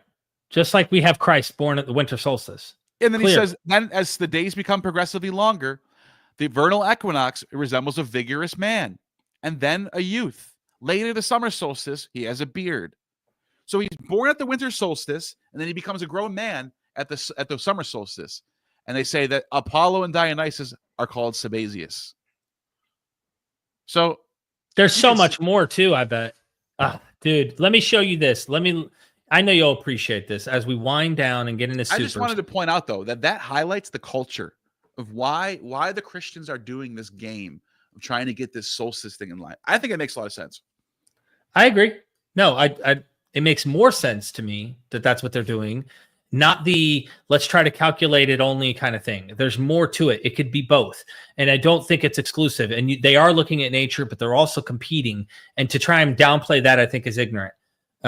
This is we can't play the whole thing, but I'm just going to show and skim through it. But that's Dr. James D. Tabor, the man himself, took us on a tour. This is 2 years old, bro. We've been a while. So we're on tour, and it's horrible in terms of the shakiness of it. But this is, look, right there, right up there. That's Nazareth. Literally, that is the hill of Nazareth. For those who are watching, you can see Nazareth. Yeah. I'm dead. That is literally and behind us, about 100 feet, there's a a mosaic of Orpheus. We're about to show it. I think. Okay. Oh no. That's you have that shot. Yeah, I have that. It's about 100 feet behind us, but it's okay. Yes. It's right. We can just explain. Okay. That. We do want to show some of the look at the creatures, and you can see people on horses. This is a Jewish town. Yep. Okay, like this is. Keep in mind, these are Hellenized Jews, and that should really make you scratch your head about the idea that we have. Oh, this is Jewish, therefore it can't. Those are first century mosaics from the Herod dynasty. And scroll down here. The Herods were running Galilee back then. Herod Antipas and all them. Dude, look at that Phrygian hat, that cap. Oh, you're right now we're not seeing what you're showing. I thought you were playing video. Shut up. Am I really? We're still looking at I'm scrolling through, bro. Yeah. Oh, I'm an idiot. Okay. It's okay. At least all right.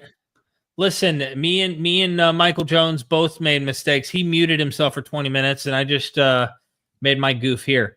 All right. So I'm sitting here going, look, this is for Hellenized Jews, and people are probably going, what the hell are they looking at? Can you see as I'm scrolling when things do update, though? It's like picture. I'm seeing it now. You're moving along. Okay. So I'm sitting here looking. All right, you can see this. I remember this. This is where we saw the Centaurs and the. That's that mountain right there behind their heads. That's Nazareth. That is Nazareth. Yeah, you could literally walk there. You can it's a football field. There's almost no doubt in my mind that Jesus was here, in this place. I don't know how they would. And the reason why I can argue that with full confidence is because that was the major hub where trade went down. And he's next door to a popular city. If you lived in Nazareth, you had to go to Sepphoris to engage with the broader world and buy stuff and live. Like, you had to go there. So he would walk here, and he probably saw this mosaic.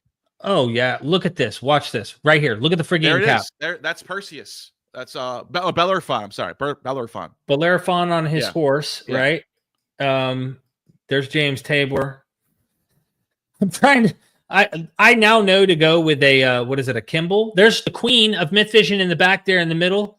You can see her holding the camera. That's me on the left. Or no, never mind. You're here. You're here, bro. There you are. Look at you. Yo, hold on. We got.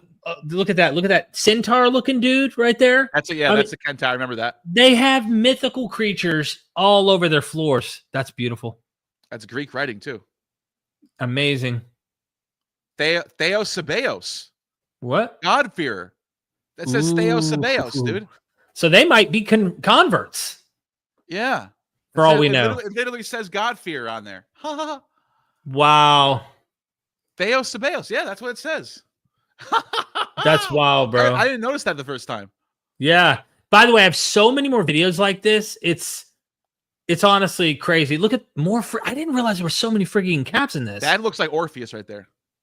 Bro, they're wearing the Phrygian caps, and that's how Orpheus would dress too. He was very feminine like that. Yeah, there's a big mosaic that I know he wants to comment on. There's different floors. These are different houses, by the way, next to each other. This is the big floor. Here we are. Yeah, this was the big one. There's all sorts of mythical creatures and cool stuff on this one. Alexandria. That's what it says right there. So it's a map. Wow. I mean, I can't play it without it probably being glitchy. Is that playing? Yeah, I'm seeing it. Okay, you can hear the audio, but that's a lot cheap. Yeah, he's talking about which floor is cheaper and more expensive. That's a beautiful building right there. It's so beautiful. Man, that was fun, bro. We got to do this again one day. We got to go to Greece though next. We have to. Do you have the Theater of Dionysus that we went to? Yeah, I was just. That is so. Remember, James pointed out very correctly, I think, that there's scholars who debate on when that theater was built. Some people say it happened in the Flavian period later, but I think it's better. It's more probably likely that it happened during Herod's. Herod developed way more shit than Flavians did in Israel. Forgive us for the choppiness of the video. The Flavians developed stuff in Rome, but the Herods were developing stuff in Israel, especially Galilee. Yeah, man. I think this is an early 1st century where I think Jesus could have possibly saw this stuff. Look at this. I don't know what the dating is. I don't care because I know they were Hellenized at that period anyway. Yeah. It wouldn't matter to me. Yeah, no, it's very possible. By the way, this is close to Tyre. I mean, it's not like right. It's some of this being earlier, and some of this being added in the 2nd and 3rd century. But I'm just saying, but there's some degree of this was from the 1st century BC, for sure. Look, watch. Look who's right here in this little square block in the middle. Let me see if I zoom in. Yeah, this is called the House of Dionysus. It's in Sepphoris. There's James, the man with the plan, right there. I start trying to look at other sections. Did I skip the part where we walk in?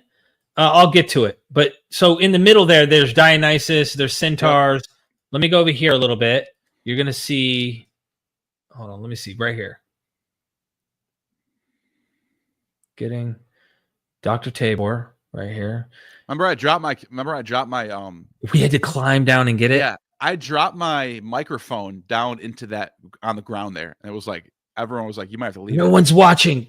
And I went down and grabbed it. Yeah. All right, let me skip ahead here. Oh, who's that guy right there? Yeah. Who's this guy with glasses on, man? That's wild, bro. All right, watch this. Now they're showing the treading grapes in a vat during wine production. All right, showing you the whole mosaic. Zooming in on who is the mythical creature taking part in the festivities in honor of the god Dionysus, the centaur. Anyway, they're showing all that. It's really cool. That's a walking distance from Nazareth. Yeah, bro, it's right there. I loved it.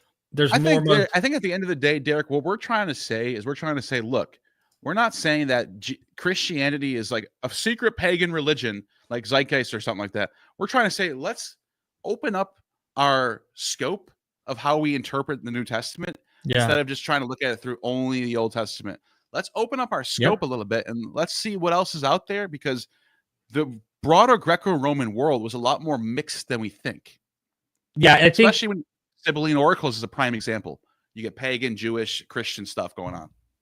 I think also echoing and adding to what you're saying, I think our intention was doing what YouTubes do and combat ideas and stuff. But the whole reason we even had anything to say to Jones at all is because this position that we're taking is not common enough online. It's all extreme or extreme. There's not this nuanced, balanced approach in the middle that actually gives credit to looking for comparative myths. I think people misunderstand it and go, this means copy and carbon copy and identical. And if that's the case, we agree with Jones. That's not what's happening. But we don't agree with Jones because what Jones doesn't open that door for, because he has his own agenda, is that it's actually, there is some type of influence happening there. And that influence, we would say, is probably more in that mythical comparative and actually imitating or even competing with other cults, other gods, things like that. He says in one breath that he's willing to look at it that way, but of course, and I think he might be, but I think in the conclusion, he is trying to say this happened, those didn't. Then we get off into this whole association and you're equivocating and all this kind of stuff. And I'm thinking, oh my God, I've got a documentary right now I'm editing. I'm 15 minutes in. It's an hour and 10 minutes. You know, I'm trying to make it quick, but I want the thing to be fun and enjoyable. And I'm going to be dealing with this association fallacy because I'm going to roll out a series on the life of Jesus in mythic, legendary comparisons. Potentially, if scholars have made genetic connections, I'll highlight that. If scholars have made allusions or it's modeled after or it's imitating in a similar vein, it might be influenced by, I'm going to show you that as well from both Jewish and non-Jewish sources. So, Neal, let's get the supers and let you get back to work because I know you've been working here. You know what? Yeah, I'm on crunch time trying to get 2 videos done before Christmas. One of them, yep. Again, Joshua Bowen, thank you. Don't not lose sleep at night. I'm sure it's not a big deal. Yeah, I'm sure. Well, it is for Michael Jones, and if Michael Jones sees this, maybe he'll go, okay, maybe there is a misunderstanding here. Yeah, we're granting that he's fine on that. Yeah, yeah. Evan Spinnenberg, right? The Old and New Testament are a conflation and synchronization of, i.e., Sumerian, Egyptian, and Greek traditions using mimesis, rhetoric, and polypsony. Forgive me if I butcher that. Thanks, guys, for your hard work. I would say I don't know how to incorporate the Sumerian aspect. I would definitely say, Greco-Roman. Which yeah, is I would say there's you still have cults of Ishtar in the 1st century, 2nd century CE. There's still have monuments with Ishtar being depicted in a very Hellenistic way, right, going down past the Common Era. So I would say even though it's not Sumerian anymore, I would say there's probably transitional fossils in between. Got it. That it does make its way down to the Common Era in some way, shape, or form. That's why I just said Sumerian itself, because we do have Esther and Mordecai, which may be Ishtar and Marduk, and that there's a rewrite or an anthropomorphized, demythologized version of some type of narrative going on there. Jesus lied, read the Bible. Sorry. Michael Jones is being called out kind of like a Billy Carson. I don't even want to get into this whole back and forth. He's not as bad as Billy Carson. Okay? No. No one is that bad. Sorry. I hate to break it to you, but no one is, bro. I definitely agreed like 90% of the facts that I heard Wes bring. But then when he did apologetics, bro, I was going to call the apologetics. I saw that Michael Jones had the Robert Strasser editions of Herodotus and Xenophon behind him, like I do. And I was like, all right, maybe he is starting to branch out and read some second. All right, well, let's see what he does. Cool. Again, thank you, Stephen at Cross Bible. Go subscribe to his YouTube channel, Cross Bible, and check out his website, crossbible.com. Doc Pluromanaut and the Hizzy would recommend Hilda's Davidson's The Gods and Myths of Northern Europe. She parallels these cycles and later Christian reinterpretations. Name it to me again. The Gods and Myths of Northern Europe. There's a god, by the way, this is interesting. I was reading recently into some of these. I think it's Irish god called Esa, E-S-A. And he's a god that gets like killed and comes back to life. And there's like there's people who are like, are they drawing from Jesus? But then I think the consensus is he existed before Jesus, but the stories about his like, the stuff that looks like Jesus comes after, something like that. Okay. So like there is an Esau tradition of a god named Esau, but the stuff about him that looks like very oddly like Christianity is like 2nd and 3rd, or like 3rd or 4th century or something like that. I don't know. I just got the book, my friend. Thank you for the super chat, and I will check it out when I get time. S. Mill, John White of Creckenford argued December 25th was 9 months after the day they calculated Jesus both died and was conceived. March 25th, by some church fathers, January 6th may be the same from April 6th. It's not just John White. This is Nothap. This is Schmidt. This is kind of like a very popular called the calculation theory or calculation hypothesis. Like I said, it's based on a series of speculations, and they all admit this. Number one, you have to speculate that you have to somehow calculate that Jesus died on March 25th, which is it's a weird thing in itself. Then you have to apply, did Christians think that because Moses was born on the same day he died, that they did this for Jesus? And then if you accept that, you have to change from the day he died is when he's born, to the day he died he was conceived. So then you're altering that, then applying it, and then you get December 25th. He goes further. Thank you for the next one too. Creckenford episode, November 30th, 2020. 25th December, is it pagan? Should Christians celebrate Christmas? And then they give another one. I'm just skipping ahead here to point out St. Augustine quote on the Trinity, the book on the Trinity, book 4, section 9. For he is believed to have been conceived on the 25th of March, upon which day also he suffered. So he was born or conceived, the same day. That's Augustine. That's way after all these traditions already exist. So I think they're trying to get at the point what you were saying about, is it born and dying on the same day or something like that? Conceived on the day he died. Yeah. Got it. But that's not what Moses, that's not what happened with Moses. Moses is born on the day he dies. So they changed the tradition, the so-called tradition, which is it's not a tradition. It's flexible. They just I don't know why people say this. People repeat this all the time. There was a popular tradition in that time where when an important person died, they thought they were conceived on that day. Give me one example, please. I just want one example. Right. I'm putting myself out there. I could get embarrassed right now. Do you see what now? You're saying this isn't an example. I just set myself up to get embarrassed. And if you do embarrass me, then I will change my position. I'll say, "Oh, you find embarrass him. Find one example. Please first. Embarrass him. If you can find a couple of them, I'll change my position. If you find like one example, I'll be like, okay. But I haven't seen any.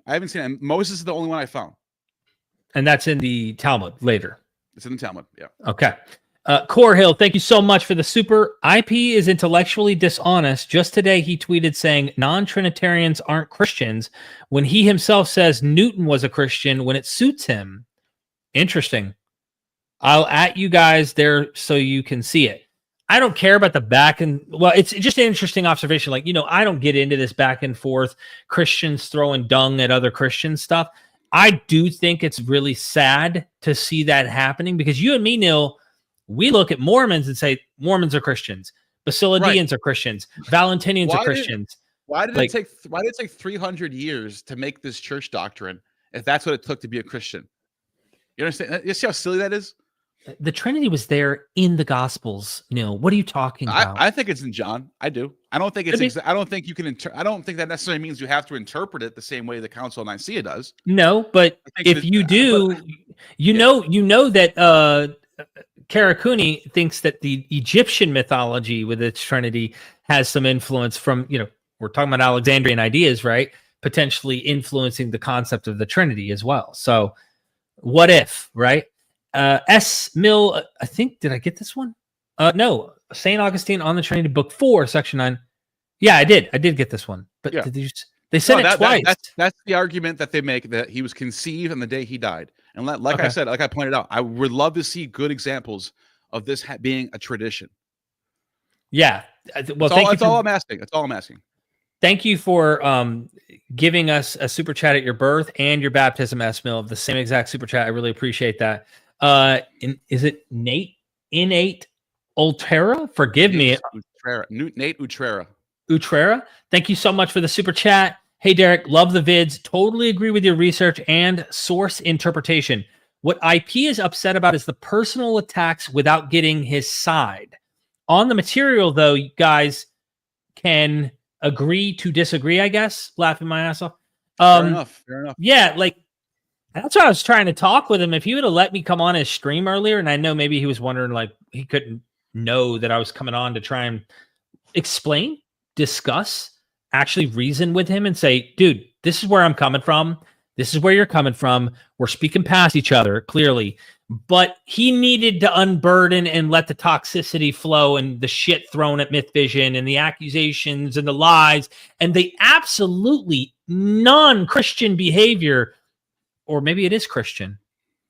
Hard to know at this time. Honestly, I mean, I'm not kidding.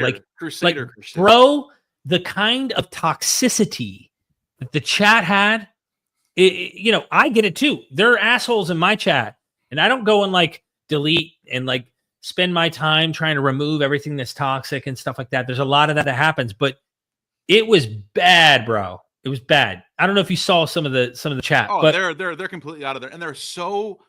I've criticized Islam all the time, but they are so they don't just criticize Islam in a critique way of the doctrines of it. They are completely Islamophobic, you could tell. I'm IP. I'll call IP out too. I've seen him post stuff about goat effers. Really? Dude, yeah, I saw him post it. Interesting. I've never seen that. Really, dude, you're really falling that far down that you're pushing this idea that there's people. The same motif applies to American Christians in the Southwest, right? In the Bible Belt. They are goat effers too. You get this. Do you understand how silly that is? You're basically saying hillbilly Muslims that live that's so. Anyways. Yeah. I get it. But at the end of the day, I get why IP was upset. Trust me. Yeah. But at the same time, it's no excuse. While he's going, do you see how much these guys are enjoying being critical of me? Then he's being critical of me and enjoying it. And it's he's taking pleasure in critiquing back, right? So It was meant to be a tit for tat competition, not to make an end of friendship kind of idea. He's the one who sees it that way. I did not even think of it that way. I was just bringing guns blazing and saying, no, I think he's wrong. And some of that stuff, we really did get the chronology wrong. But if the only two things you walk away are the chronology, but you never publicly say you changed your position pertaining to the Inanna descent, then you haven't said that you've changed your position. I haven't heard it. Maybe you have, but I wish he would have said, after hearing it from real bona fide Assyriologists who read this shit, know about the Ata and all that, I have changed my view since I did that conference. And I'm glad he didn't. I didn't hear him change it. After he brought up Dr. Josh Bowen, he then went and go, let me repeat my argument again. Here's my argument. And he brought up that other guy again. So Lanez, however you pronounce his name. It's a 1967 article. It's interesting. He kind of proved your point, even though you were wrong about the chronology. Yeah. But then you talk to Josh. Confirmed you a little bit. So correct me if Jones watches this. I'm not trying to throw dung, dude. But if you still haven't changed your view, then he doesn't have are to we change technically necessarily? Well, I'm saying, but it is a little weird that he would. Why wouldn't you? I mean, it's not like we're saying Jesus borrowed from Inanna. Like, what is wrong with accepting the text saying that? Yeah, you don't have to be convinced by the expert, but it just looks bad. Neil, all I'm saying is this: Inanna could have been dead for 3 days and 3 nights, as the text seems to indicate, and the experts are pointing to. And you could still say, so what? He's done that the whole time with my wine stuff. Why doesn't he just go, so what? That has no bearing on Jesus. You'd have to prove a causal relationship between Inanna and the descent and Jesus. Right. You need a note from the gospel author that I'm citing the descent of Inanna. Yeah. Ishtar, I am going to borrow from you. Okay. The other problem is, and I did make this mistake. This was on my fault. And this was something I didn't catch, where he corrects himself and goes, I'm talking about a 2nd century text. Sorry, I meant 2nd century. I didn't catch that. So when I made my critique, he got me on that. He got me. Yeah. Okay. Now, that still doesn't take away from his interpretation of that text and how he still doubled down in this video and said it is water to wine. And then he goes, by the way, but why does it matter? Because if he didn't, then it just disconnects from Jesus. We haven't even talked about that. He blocked me from responding to his video. That's true. I couldn't even comment on the video. And by the way, I knew I wasn't blocked earlier today or last night because I said something last night. I go, this should be interesting. People responded to me last night in the comment section. Okay. So that means today, before he went live, he decided I don't want to deal with Neal in the comments. Yeah, he knew you were going to come, bro. With sources and I already know you were. All this shit out. He skipped through half the video anyway. He didn't even respond. There's so much stuff in that video, dude. And you know what's funny? We freaking were rushing each other to try and get that done. There's so much we didn't get to capitalize on. Yeah. It was a little like by our standards, that was a little sloppy on us. That was, right. Yeah, we did all right. Thank you, James Apperson. I love you both for your passion and your thoughtful efforts to be fair, even while being destroyed. I'm so glad the gods of MythVision always rise again. Hallelujah. Always, James. That's right. Die and rise. They always die and rise. No, seriously though, I'm trying to be fair. Yes, this is just kind of how the cookie crumbles on YouTube, guys. Right. Searching deeper. Thank you for the super chat, my friend. Lots of what you say links to post-biblical traditions. John doesn't imply when Jesus was baptized or water turned into wine. It doesn't apply to Christianity. Eastern Orthodox, Roman Catholic Church, etc. traditions are irrelevant. So the Gospel of John has to say, hi, I'm Jesus. I'm borrowing from Dionysus. Or I'm imitating Dionysus in order for them to find any kind of influence. I imagine. So John's gospel opens up John 1. You have your introduction. It's a retelling of Genesis, where the new Adam is the Logos, Jesus. And then Zoe is still Zoe. Because in the Old Testament in Greek, Zoe is Eve, right?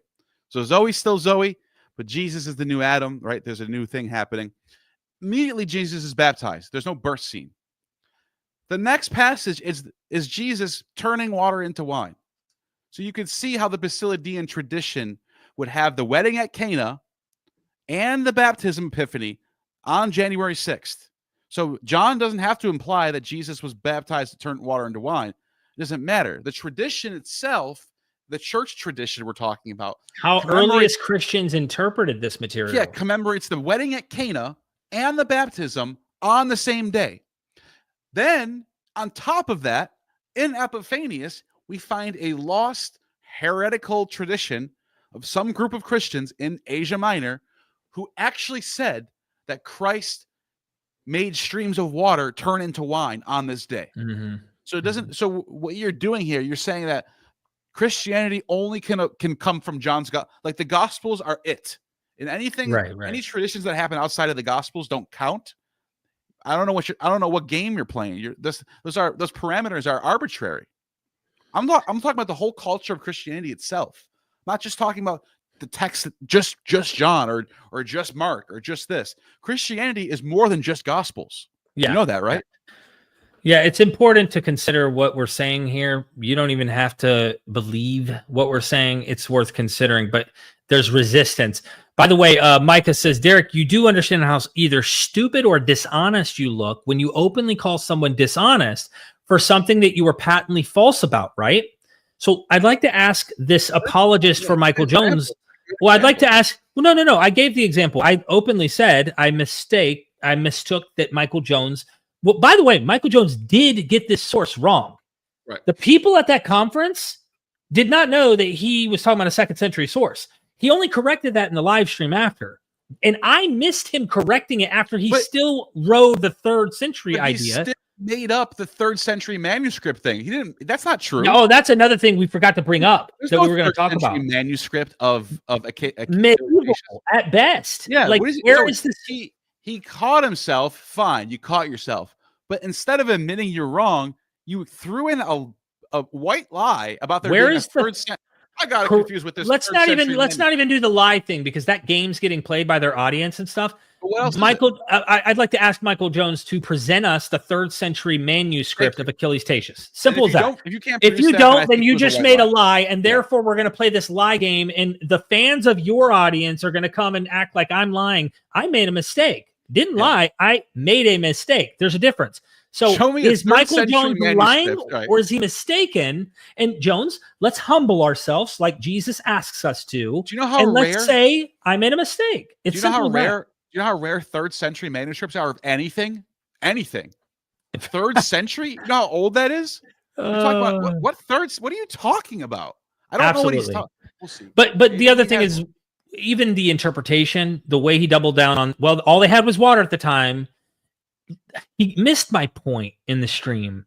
And we don't have time to get into this in depth, but Neal, the point is, I agree water's transformed into wine. He gets so meticulous about the details when I pull up sources that are pre-Christian that indicate wine is transforming in some way into wine, and then even reverts back to water in some cases. Water becomes like wine when he's baptized into the water as an infant. You die on this hill because you don't want to be incorrect about these earlier sources, maybe indicating what I'm suggesting. Even if we grant that the language is different, it doesn't matter. We're still talking about a tradition that could possibly influence another tradition.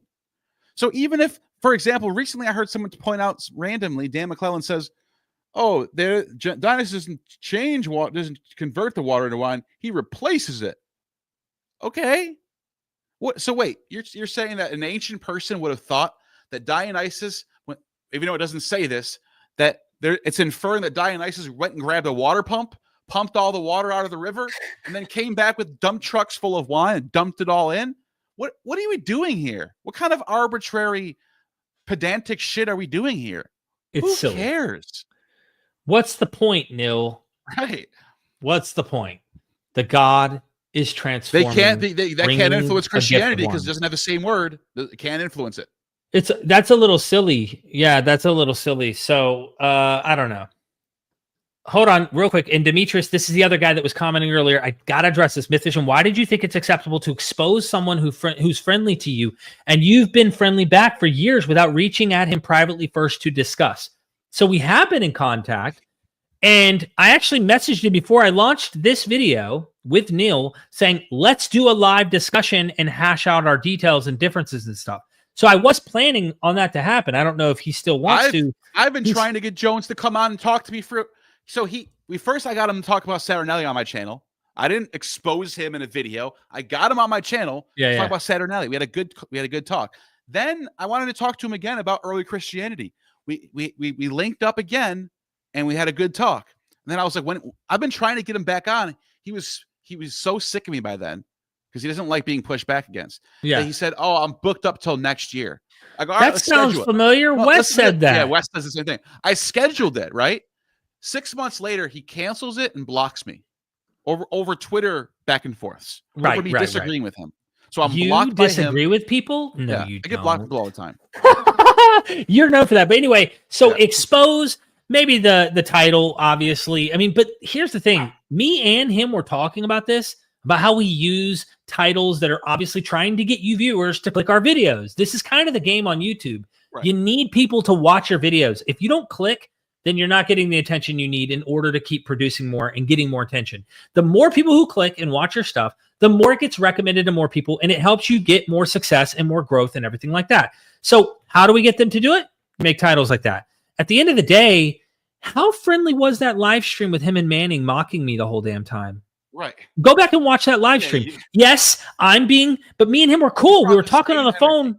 Yeah, I'm bringing energy, dude. If anything, Neal, you brought harsher energy. Let's be real, bro. You were much more cutthroat, and I was more like trying to be and trying to understand. And yes, I think some of the stuff did look like he's got motivated reasonings that look dishonest. He could say the same thing about me, but like, look who showed up in his live stream today, was commenting, trying to be friendly, trying to communicate, trying to show up and talk to the guy. He's hurt, but I'm supposed to be cool after him and Manning like make all these mocking gestures of me being ignorant and dumb and reading comprehension skills and parallelomania and all this. I'm supposed to sit back and just, now I took it like a man. Right. Thick skin, did my response video, thought, let's have our conversation now. I spoke my piece. Let's have it. He can have his hit piece. It doesn't matter to me. Like, I think I'm on the right track with evidence. That's why I thought this wasn't going to be like a make or break. This obviously hurt his feelings and really offended him. He got sensitive about it, and I didn't mean to do that, and I apologize for hurting his feelings. But I'm just playing the YouTube game and trying to come at this as honest as I see, and maybe I should have done things a bit differently, period. But maybe he should have too.